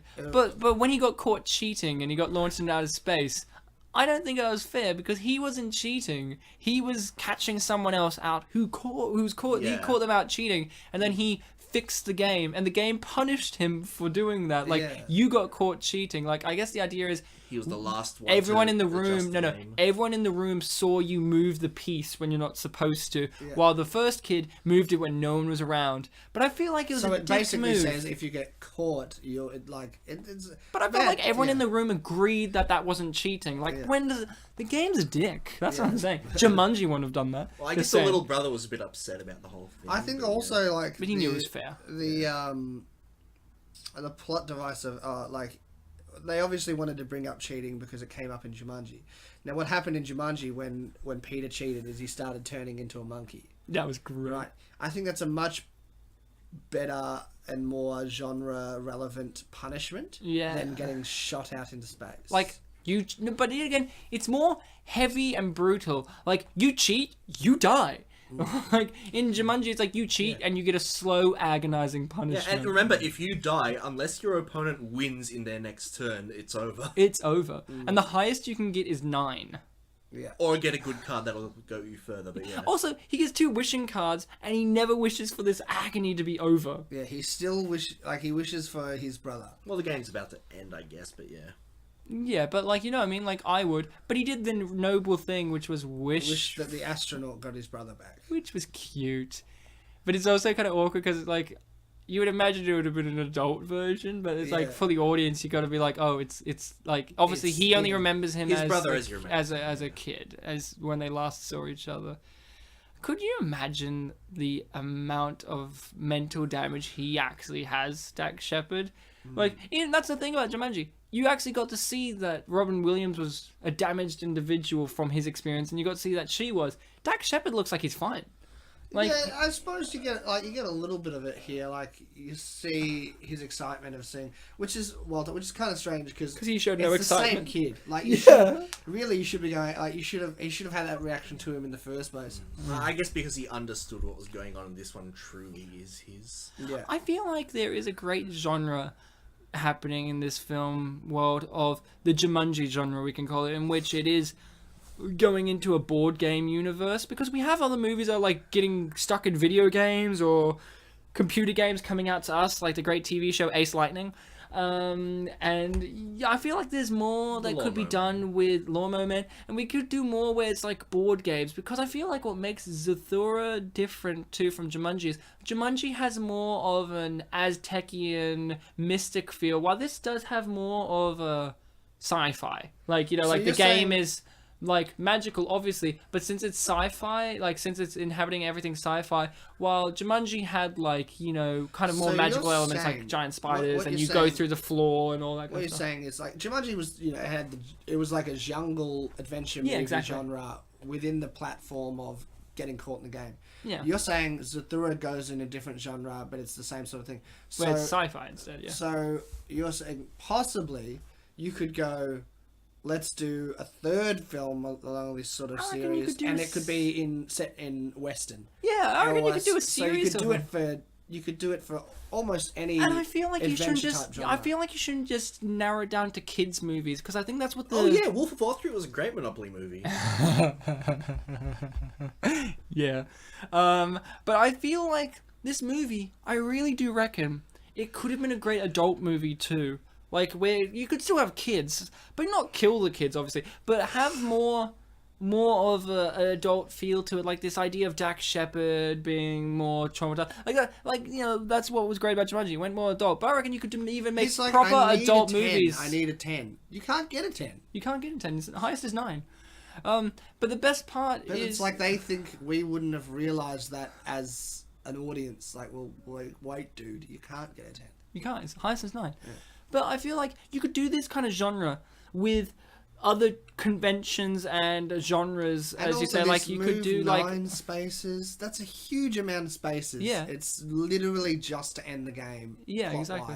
I imagine it's a really rare card. But could you imagine? I reckon a really weird movie is, you know, those kind of dating board games. Yeah. Where you know, like you have to get to know each other. Perfect match? But could you imagine it done as a kind of psychological horror comedy? Yeah. Like, it would be really interesting to see. Like, I reckon there's more to explore in this genre of movies. Even like Life, like, you know. Oh my god! Can you imagine, like, do you guys watch Rick and Morty? Yes, of course. You know the episode where he like lives that dude's life. Yeah. It would be like it would be a mixture of that and Click.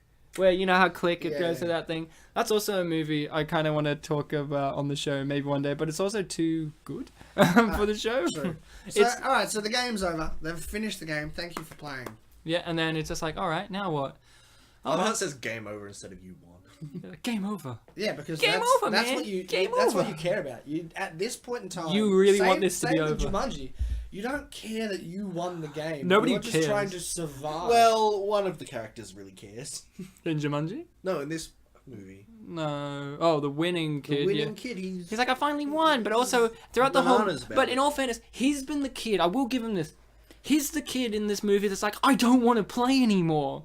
Yeah. Which Josh Hutcho is just like, I want to play. Let's keep doing because his idea. Josh Hutcho also understands older and he understands that if you finish this game, like we won't get out of here. We won't get out of here. But the kid's like, I'd rather just not touch deal anything. With it. Yeah, which I understand. Like, I understand both sides because we all go through that as individuals, where you're like, okay, to get through this agonizing experience, just go through it, take it, whatever, or you like try and avoid it and try and like, I don't want to, it's too scary to do. And I feel like that's a great contrast between these two characters, and it also plays into the fact that one is younger, one is older. Yeah. But I think that is the a younger one's great. always saying, "I'm scared." But I think that's a great difference between the two characters that the dad was hitting on the head earlier. They've both got strengths. They've both got their own strengths, and the Josh Hutcho is more headstrong. That's his strength and brave, while the kid is more acquisitive and he's more he's more sincere. Like, he cares about the astronaut. Hutcho's like, for the sake of surviving in the game, he would have killed the astronaut if he really wanted to. If he had to, he would have killed him and ate him or something or other. Like, and here's the other thing: baseball kind of refers to the equilibrium, because we're seeing like they're playing baseball, things are normal. We're hearing baseball on the TV, and then at the end, where the game comes back, our disequilibrium in terms of a storyline has ended. So I suppose that's the only other time baseball comes up. yeah. But yeah, so this movie, not a perfect gem, would you say, Bartek? It could be better. I like it, and even I like it, and it has its faults. You can do both.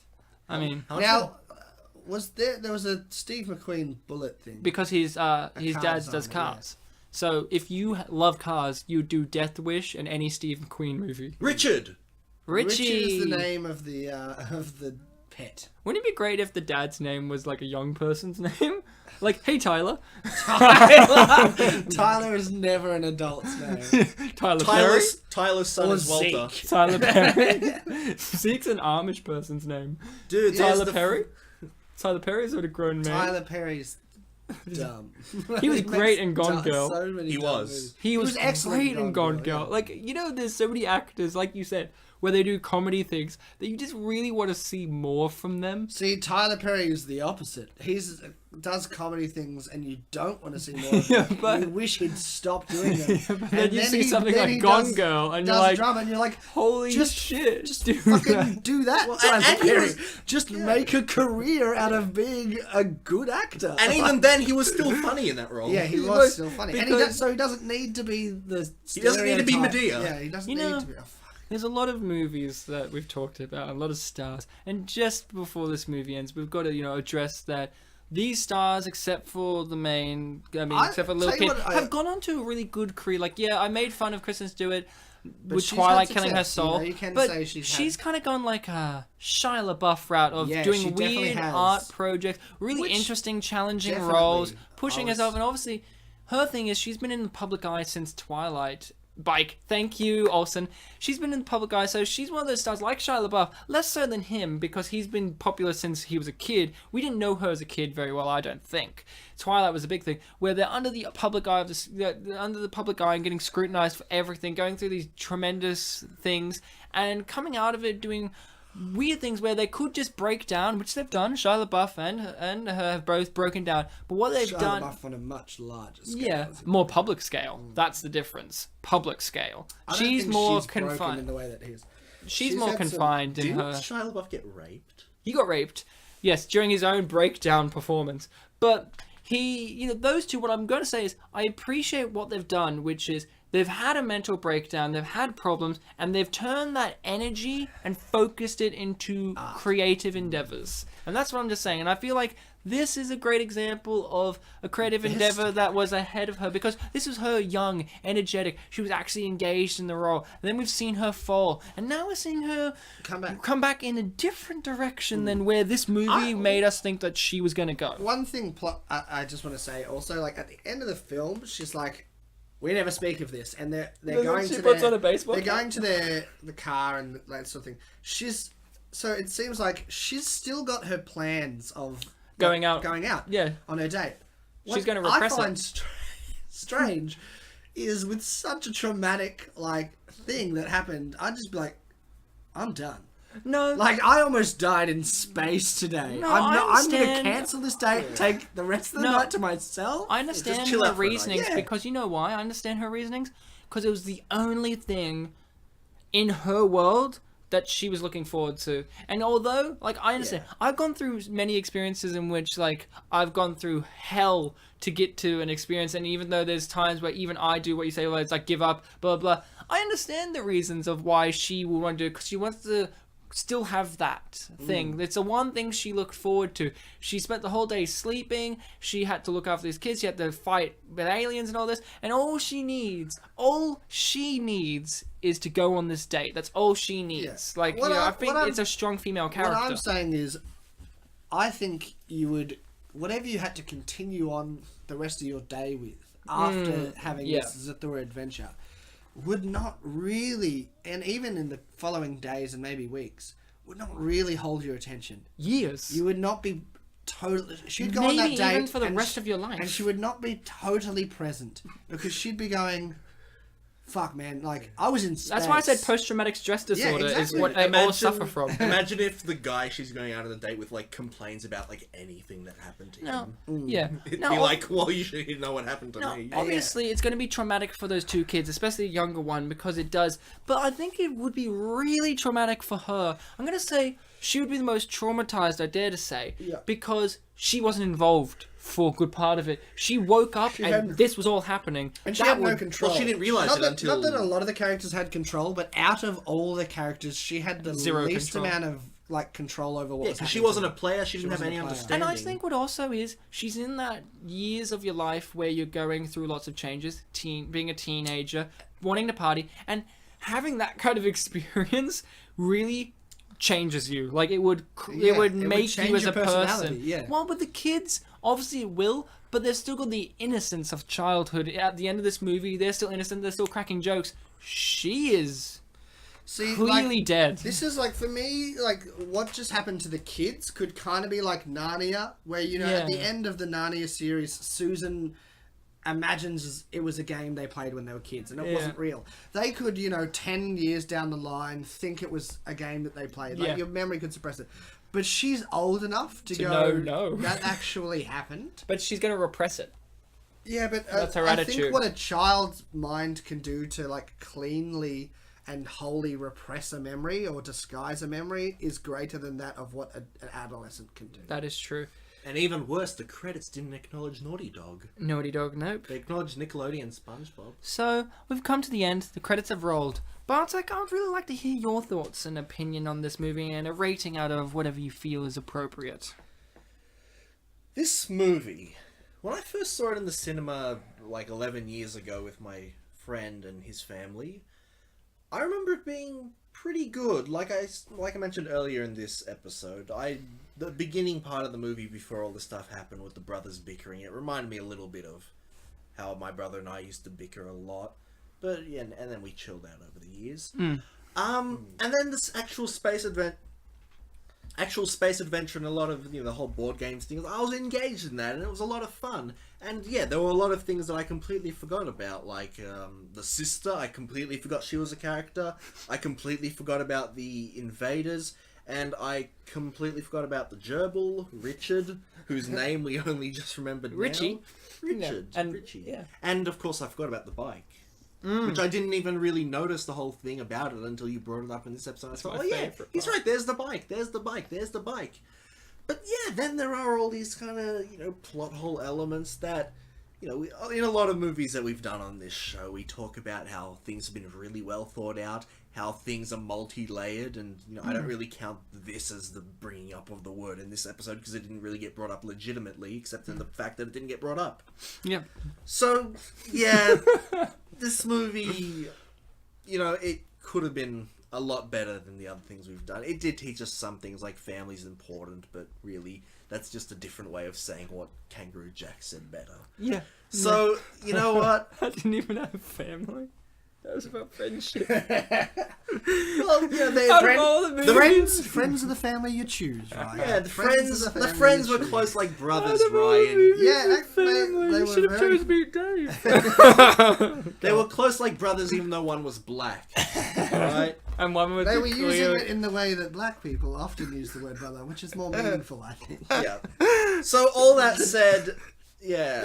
Okay. But Dax Shepard was good, so I give it like a 10. Okay. What about you, Sam? Let's hear your opinions and a rating out of whatever. I just wanted to also think, like, Kristen Stewart in this film also reminds me of, like, your friend's older sister that you might have had a crush on back when But you were they like scare you? 11 or 12, but they kind of scare you because they're genuine, so like teenage, and they're way too cool for you, sort of thing.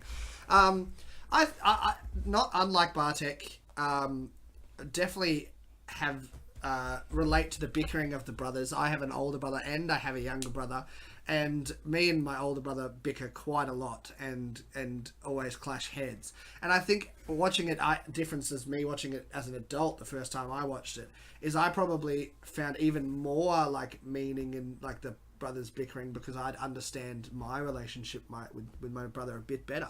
Yeah. And I think that's part of what this film does. It makes you take a look at the own relationships you have with your siblings, because it's very sibling based, obviously, and even the relationship, although it gets very minor screen time of their relationship with the sister, the relationship is present. So I think what this film really brings to the table is it kind of holds up a mirror and says, you might have these kind of similar problems and bicker with your family in a similar way, but remember what is important at the end of the day. And so I would rate it probably a 7. Okay, 7. Guys, you have numbers. Ryan, you going to use a number? Nah. Look, I like numbers. I criticize this movie. I criticize it because I've been easy on the previous movies we've done because I genuinely love them. And it is hard to criticize and have an analytical look at a movie when you do have a certain affection for them. But we are not professional critics. We are not necessarily into that. Yeah. Sometimes what really transforms a movie from being a good movie to a great movie is the amount of heart that you have for that movie, the amount of feelings that you have, amount of attachment, and how much joy it brings you. And a part of movie watching is... part of it is you really like a movie, you want to tell other people to see that movie because you really like it. Although a movie may not be good, may not be even great, but you love it for whatever reason, you want to tell other people about that. Or sometimes you get scared to tell other people about that because they're like, oh no, that's shit. And then you have to feel like you defend that reasoning. And I feel like that's a great part of why we do this show, because Big Fat Liar is not the best. It is the best movie I've made, but in the eyes of general mass, it's not. And I love it. Ninjas. And Surf Ninjas. And Zathura, unfortunately to me, is not one of these movies. But I understand that it is to others. And I feel like we had to have a look at this movie and tear it apart, get the meanings in there. And yes, we were harsh on it. But we're harsh on it. I'm harsh on it because it's a classic case of a movie that has the potential to be great. Now, spoiler alert for people. I've seen, some newer movies lately. I've been seeing lots of new movies, and there've been lots of hits and misses. For instance, I saw Batman vs Superman, and that movie in there has a great movie wanting to be there. Same with Man of Steel. And this is very similar, but why this is not focused on is because this is for kids, and it isn't one of the big blockbusters of all time. But I still feel like we should look at some of these movies and go, there's a good movie yearning out of Zathura. And I think the problem is Jumanji. If Jumanji didn't exist, maybe we would think it was a good movie. But yeah, I really wanted to watch this, and I really did want to not think about Jumanji. But we had to bring it up because I had to bring it up because it's so evident. And the problem with the movie is I'm thinking these elements they could improve, and all the elements that they could have improved upon would have made the movie Jumanji, except for in space. Yeah. I mean, Jumanji's a very interesting movie. You should check it out. But I also will say at the end of the day, you should check this out. I like that you're saying. Jumanji is a really good movie. Check it out. Check it. Every person in the world hasn't checked out Jumanji. No, but I'm saying watch it again. By the way, guys, watch Jumanji if you haven't watched it. It's a great film. No, but I'm saying watch this movie and watch Jumanji, because the thing about Jumanji is it is one of those ones where, for me and for you, Sam, we catch it once every now and then when it's on TV. Every time it's I not watch like I rush out to whack it on DVD. I don't even own it on DVD, unfortunately. I just keep forgetting. It's one of those movies where I think I have it on hard drive. Where it is just one of those. That's why I say check it out again, because if you've grown up more, or if you're really interested, if you haven't seen it, because a lot of people I've encountered haven't seen it, and it's really weird. Do you reckon that the idea would be watch Zathura and then Jumanji? Yeah, actually, I reckon that would be idea. a good idea, because one is, oddly enough, the main characters are kids, and the other one is the main characters are adults and kids, which is a very different It's also kind feel. of like watching, like some criticisms with superhero films such as like Captain America and Thor. Watch, and you know what, and I said this about Batman vs Superman as well.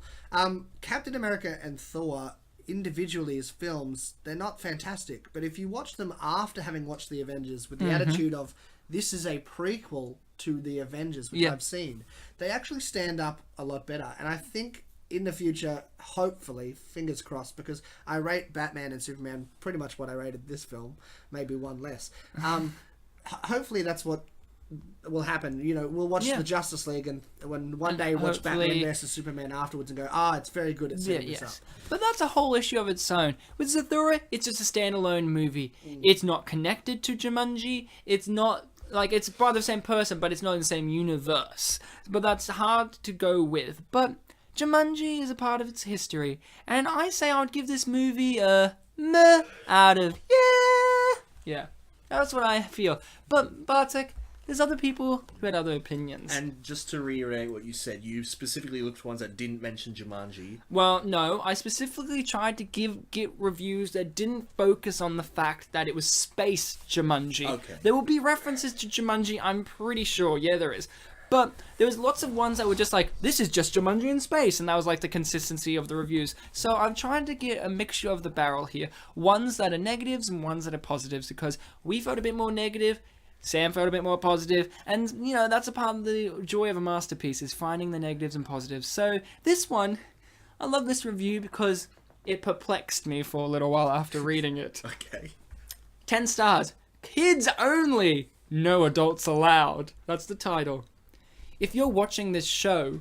if you're watching this show... it perplexes me already. If you're watching this show looking for science fiction, don't bother. This is a story in the grand old Buck Rogers vein. It's for kids. I never watched the show as a critical adult trying to find flaws in it or worrying about suspension of disbelief. I watched it as I used to when I was a kid, going to a Saturday afternoon matinee, excited, thrilled at being in the theater, popcorn and pop in hand, fidgeting in the seat until the lights dimmed, and then the anticipation, ready to enter into the story. I wasn't disappointed. The movie captured my imagination from start to finish. My advice? This is for kids only. If you're grown up, leave your adulthood at the door. If you enter into it as a kid, you'll experience the wonder, the suspense, the thrills, the chills. This movie will stay with me forever. See, at first it perplexed me because he kept calling it a show, and then he calls it a movie. And then he goes, what perplexed me was the title, and I didn't click into my brain. Like, obviously it says there, but when I was reading it, like, to myself, I was like, did a kid write this? Like, I was thinking, like, was this? But it's too well 2006. written to be a kid. No, but then he mentions, like, when I was a kid, I'm like, oh, I just mind lapsed. I thought, are kids writing about this? Like, no adults, guys. Get out of here. Like a kid in his pillow fort, demanding for the password. Okay, guys. This is a bit of a longer one, but this is a 6-star review. Kindergarten to 5th grade, unless you're a Kristen Stewart fan. Yeah, if you are, look, that's a fair assessment. If you are a Kristen Stewart fan, you will like her performance in this. Yeah, Bartek, are you looking up? It's Kristen. It's Kristen. Okay, Kristen Stewart. Sorry, we had a bit of a debate, and I've been fluctuating between. It's like, is it often or often? It depends my mood. I'll say either one. So this is the start of this. Okay, those who criticize Zathura for being a copycat of Jumanji are apparently clueless about the Van Allsburg books. Zathura is a sequel to Jumanji. It is about what happened when Budwing brothers opened the game box that Peter and Judy discarded at the end of Jumanji. Early board games were often designed with two-sided boards so that the game pieces could be used to play two different games, usually of the same type. Zathura was the flip side of the Jumanji game board. Oh.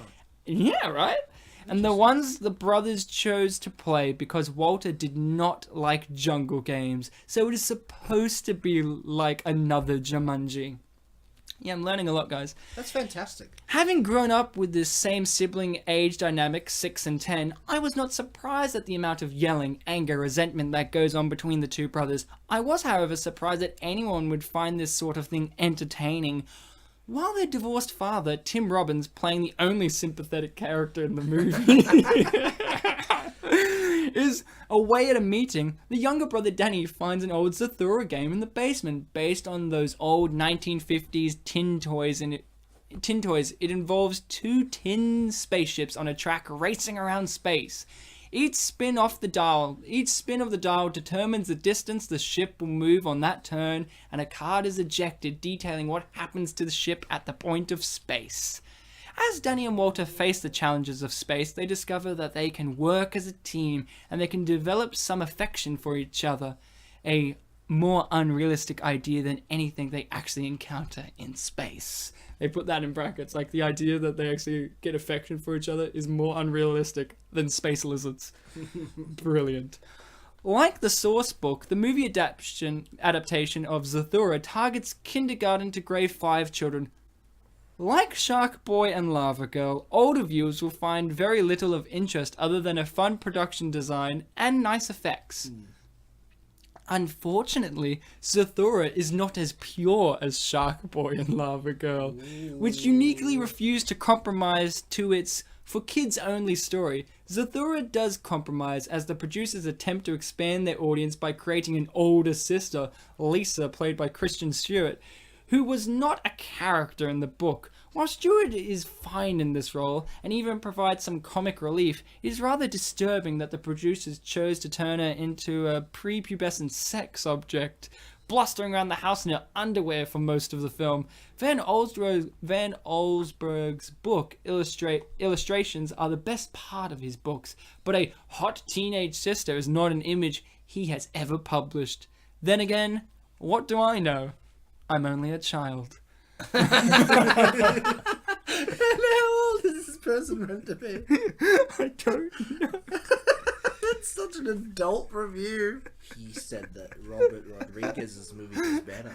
Shark Boy and Lava Girl did not compromise as much as this movie.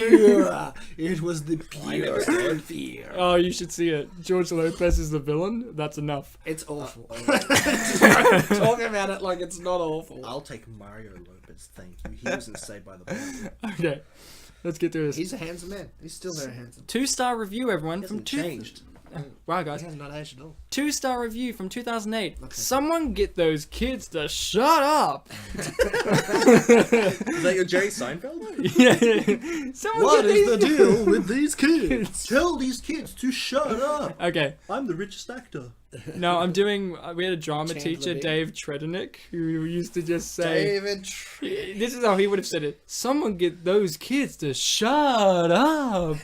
Okay. David Trednick was Jerry Seinfeld? Yeah. Okay. Jumanji in space. That's the line on this little stinker. Don't believe it? Much more like annoying children in space. So can you say that again? Jumanji in space. That's the line of this little stinker. Don't believe it? Much more like annoying children in space. If it tickles you to watch really annoying brats in odd situations, this is a dream movie for you. As I watched this movie on CD, I love that. That's impressive. So he burnt it? He listened, He burnt it. listened to it. He didn't watch it. He listened to this film. He got his friend's copy and As I watched this movie on CD, I was so uncomfortable that I figured it must have been that it must have bombed like crazy in the theaters, and that based on how much it must have cost to make. Also, I figured that the director never got a big budget movie to screw with again. He made Iron Man after this. And this is written in 2008 when Iron Man would have come out.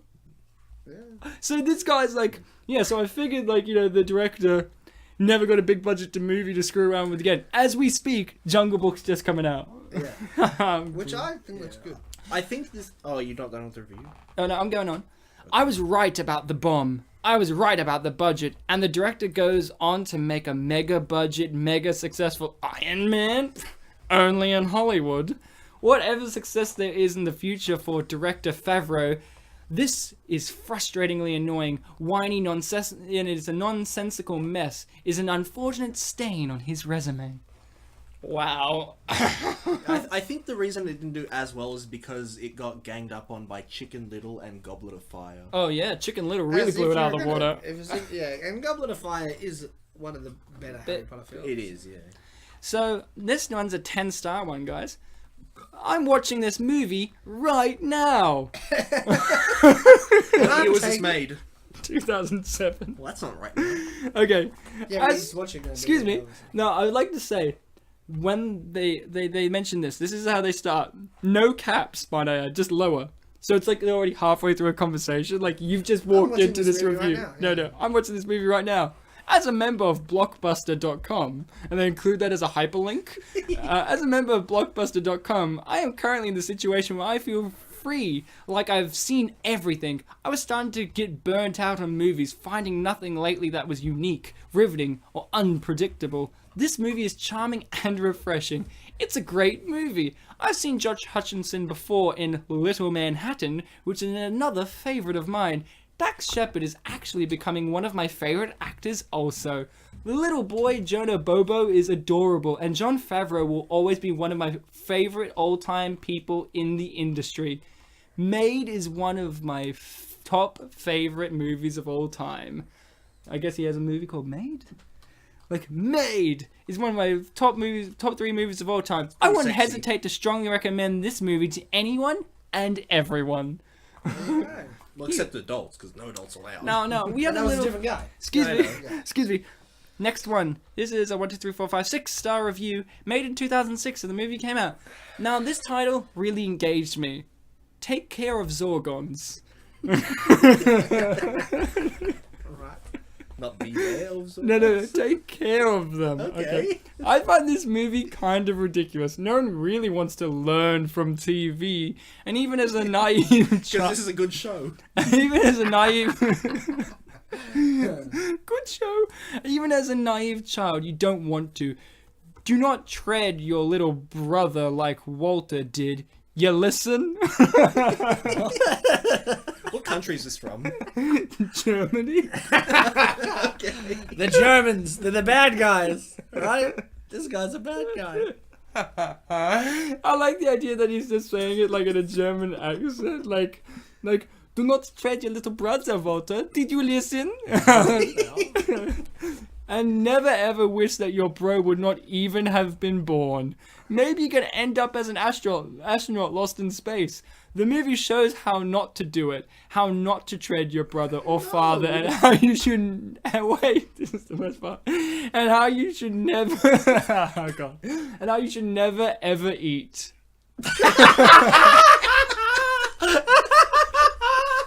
Don't eat, kids. Don't eat. Starve to death. Never eat. Not if you know what's good for you. That came out of nowhere. Oh god. Well, it came out of the Maybe I'm a little too sarcastic, and it's a real good family movie with heart and a lot to learn from. But I got bad nightmares about the Zorgons. They are really scary. Okay, honestly, I like this movie. I think it has great and beautiful pictures, and if you want to watch it with your kids, they probably will be excited. But one should not try to learn from TV, but just enjoy and laugh. I actually had a lot of fun with the film, but watched with just one single time. I'm sorry, can I just go back to how not to tread your brother or father and how you should never ever eat? What the fuck? This is Like, we only see Dax Shepard eats a sandwich. Yeah. Right? And everyone else doesn't eat because but- they don't And know the how film to- was saying how not to do it. No, he's when gonna we saw make- the version that was good. He was going to make mac and cheese, remember, to Yeah, attract Zorgons. I guess that's why you should eat. Okay. This is the last one. Mac and cheese is delicious. This is the last one. And this is a 1-star, 2013. So the most... 2013. 2013. Very recent. Favreau's Shame. Like, this is his single how many greatest stars? film. Okay, 1 star. Oh, right. Jon Favreau is a genius, one of the greatest filmmakers of all time, and his finest achievement, Elf, is perhaps my favorite of all my favorite all-time film.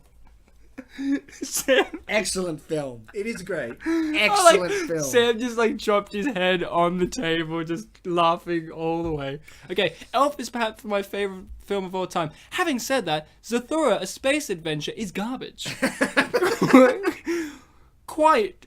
What was he thinking? I'm not really sure. The often hilarious comedic moments from his other works are completely missing. Instead, they are replaced with a level of humor so foolish and out of date you would struggle to find comparable examples even on the worst USA TV shows these days. Can I just stop for a second? What is it with all these ones comparing it to TV? Yeah. All right.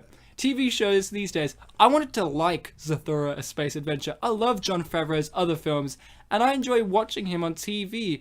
But about 2/3 of the way through this sloppy mess, I completely lost interest, only hanging on until the end because it was in fact a Jon Favreau, and then in brackets, Elf film. And then for the rest of the review, guys, just spoiler, every time he says Jon Favreau, he just puts in brackets Elf, like Jon Favreau, who made Elf. Yeah. Like, that's the infers. So, it is a really great shame that Jon Favreau, Elf, has gotten this rotten dog waste situated in has this rotten dog waste situated in the middle of an otherwise fantastic record of quality filmmaking. It amuses me to read people making excuses for the film when it is clear that if any other director of the caliber of Jon Favreau, Elf, had made this film, it would be met with universal disdain and bewildering disbelief. Thankfully, Zathura: A Space Adventure is just an unfortunate blip on a resume filled with great moments. Two of them ended with, like, this is a stain on his resume. Like, are these other filmmakers that are just really annoyed? Polarizing film. Wait, who directed Elf? Jon Favreau. I still can't get over Never Ever Eat. Oh my God. Don't you do it. It's not worth it. Well, did you see what happened German values. Did you see what happened to Dax Shepard? Do not tread on your brother or father. Like, why did he tread on his dad? Look, when they made the concentration camps, they didn't feed them too well, and Germany's never learned the same. Yeah. Fucking Germany. So guys, yeah, you're yawning. You're that tired from the brilliant experience. I'm pretty pumped. Your reference to Germany just there was really boring, Ryan. Germany. Oh, concentration Ryan camp. is dumb Germany. Fuck you. The Germans love me. Not really. They really wanted to wipe out my family. They don't love in the you, 1940s. Ryan. Ryan, don't you remember? They don't love you. They love gas. They love gas. Germans love gas. So Zathura, guys, we've finally finished it. Big thing though about this movie. When I said, "Oh, I'm watching Zathura," people would always go, "No, that's not how you pronounce it. Like, it's clearly Zathura," and people are like, "No, it's Zathura." I'm like, no, and then also they pronounce it Zathura throughout the film. Yeah, but these people haven't probably watched the film recently, so they're like, no, it's Zathura, and I'm like, no, it's Zathura, guys. It's Jumanji. No, it's Zathurimi. So yeah, guys, we've done it. We have done 20 episodes, technically 21, but one of them's like 26 minutes long. Yeah. Because you know we did during Polish Lent when we shouldn't have. So this is. You got me there. And now this episode is going to be 26 minutes long because I said that. What's the 20...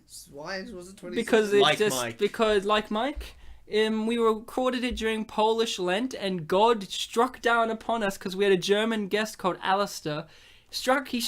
God struck us down because during Lent we're not supposed to podcast. Yeah, Polish Lent, it's traditional not to podcast. Because yes, as has always been. You know this if you read our page. And if you listen to the Like Mike episode, it is clearly the best episode we've ever done. And God said, "The microphone shall not record after 26 minutes and a half or something. And just stopped recording and did not let us fully know about that until after the movie. It happened around the time Ryan mentioned Eugene Levy. Yeah, I mentioned Eugene Levy, and God's like, "Don't mention Jewish people during Polish Lent." Boosh, and there we are. Right. That's what happened with that. Can I ask, Polish Lent, and compared to regular Lent? Other Lent? Yeah. You're just not allowed to podcast. It's just it's the week just before Good Friday. Where you're not allowed to podcast. Oh, so it's only 1 week. Yeah. Jeez, Polish Jesus had an easy fucking time in the desert. No. It's not about Jesus. It's not about Jesus. We used to have longer Lents, but then we got less of a population due to World War II. So we just celebrate it shorter now. Okay. We're going to spend more time mourning. Right. Because we're very sorrowful people. But resilient. Yeah. If you've ever tried our Because food, I was if you've ever thinking, tried it our must be food, like different dates because Yeah. like Greek Easter. yeah, Greek Easter's like, but Greek Lent is insane. What's Where Greek they, Lent? they fast themselves in the most insane manner, where it's like eventually like they're just drinking water. I don't know I any don't know. Greek people who have ever fasted in their life. Yeah, well, I know. no, because Shout out to my man Giorgio. I think it's You something can't like that. tell me you've fasted for any amount of time. Except for dicks, but let's go. So yeah, Zathura, emotional time, everyone. Zathura. Zathura, sorry. So yeah, we covered it. We finally got it down. There's lots of people going, "Oh, when are you gonna do Zathura or Zathura?" And I'm like, we did it. We're down 20 episodes. Hopefully 20 more, and then plus that We're double, gonna accept it at some point. maybe. So, talking about accepted, you guys should accept the responsibility of messaging us with film suggestions because, like Sam has mentioned, we've mentioned several movies that we may not even be aware of and may not even think to put on this list. I mean, I've got a list of movies, and it's just like it would be really helpful to get some suggestions That on being like a movie. said, also be prepared. Be prepared that if you think this film you're suggesting is an unappreciated masterpiece, that those on the panel might not agree with you, and you might unfortunately listen to a rather scathing commentary of a film you otherwise We're love. usually lovable. It was just a thorough. I'm just saying, be prepared for that. If you guys listen to possibility. our show, the majority of the time, like 99% of the time, we love all the films. So we're gonna find. Be prepared is a Listen great to song. Uncle Scar. So yeah, we're on iTunes, so you can follow us there. We're on the Podbean, you can follow us there, and of course we've got our Facebook page that you can like. And just to add on to what you're saying about messaging us, do you post it on the Facebook page like a suggestion? Yeah, I've post? got a little suggestion post there that you can just drop a movie suggestion in. You might be, shy to do it because, we got very strong personalities. Yeah, it's scary. But really, if you do it, it's a dynamic, Back and forth. I promise that I will not force you to have a constructed situation in which how would you feel if you received an anal obliteration like I do Bartek in this show several times. Yeah, I will just say, thanks guys, we'll consider it. And then who knows, maybe we will do it. It gives us fodder for an episode. It gives us fodder for an episode, and it gives you a chance to give your, take on what you want to hear. Also, if you're in the Melbourne area and you want to be a guest, and we know you. Too bad. We've got plenty of guests. Too bad. We don't need you. Go home. Yeah, maybe. We've got guests if you coming convince- out of the wazoo. Maybe if you convince me. Check your ego, pal. Check it at the door. There's enough guests. How hot are you? How hot are you? Send 2 pics. At least one with face. Okay, you guys have been fantastic, wonderful, amazing listening people. Sam Noonan, you have been a fantastic, wonderful guest. And of course, Bartek, you've been alright. Yeah, thanks. Too much talk from you, not enough silence. I'm sorry, I think we were trying to talk about space and you were coming in about subtitles. You I mean, literally had your back to Bartek. I'll try to get interrupted more next time, alright? Alright. Well, until next time, guys, be kind to each other. Yeah. And also never, ever eat. I actually haven't eaten today. Good. Neither have I. Let's get some food now. Alright, guys, remember the moral of this episode is never ever eat and don't tread on your brother and father.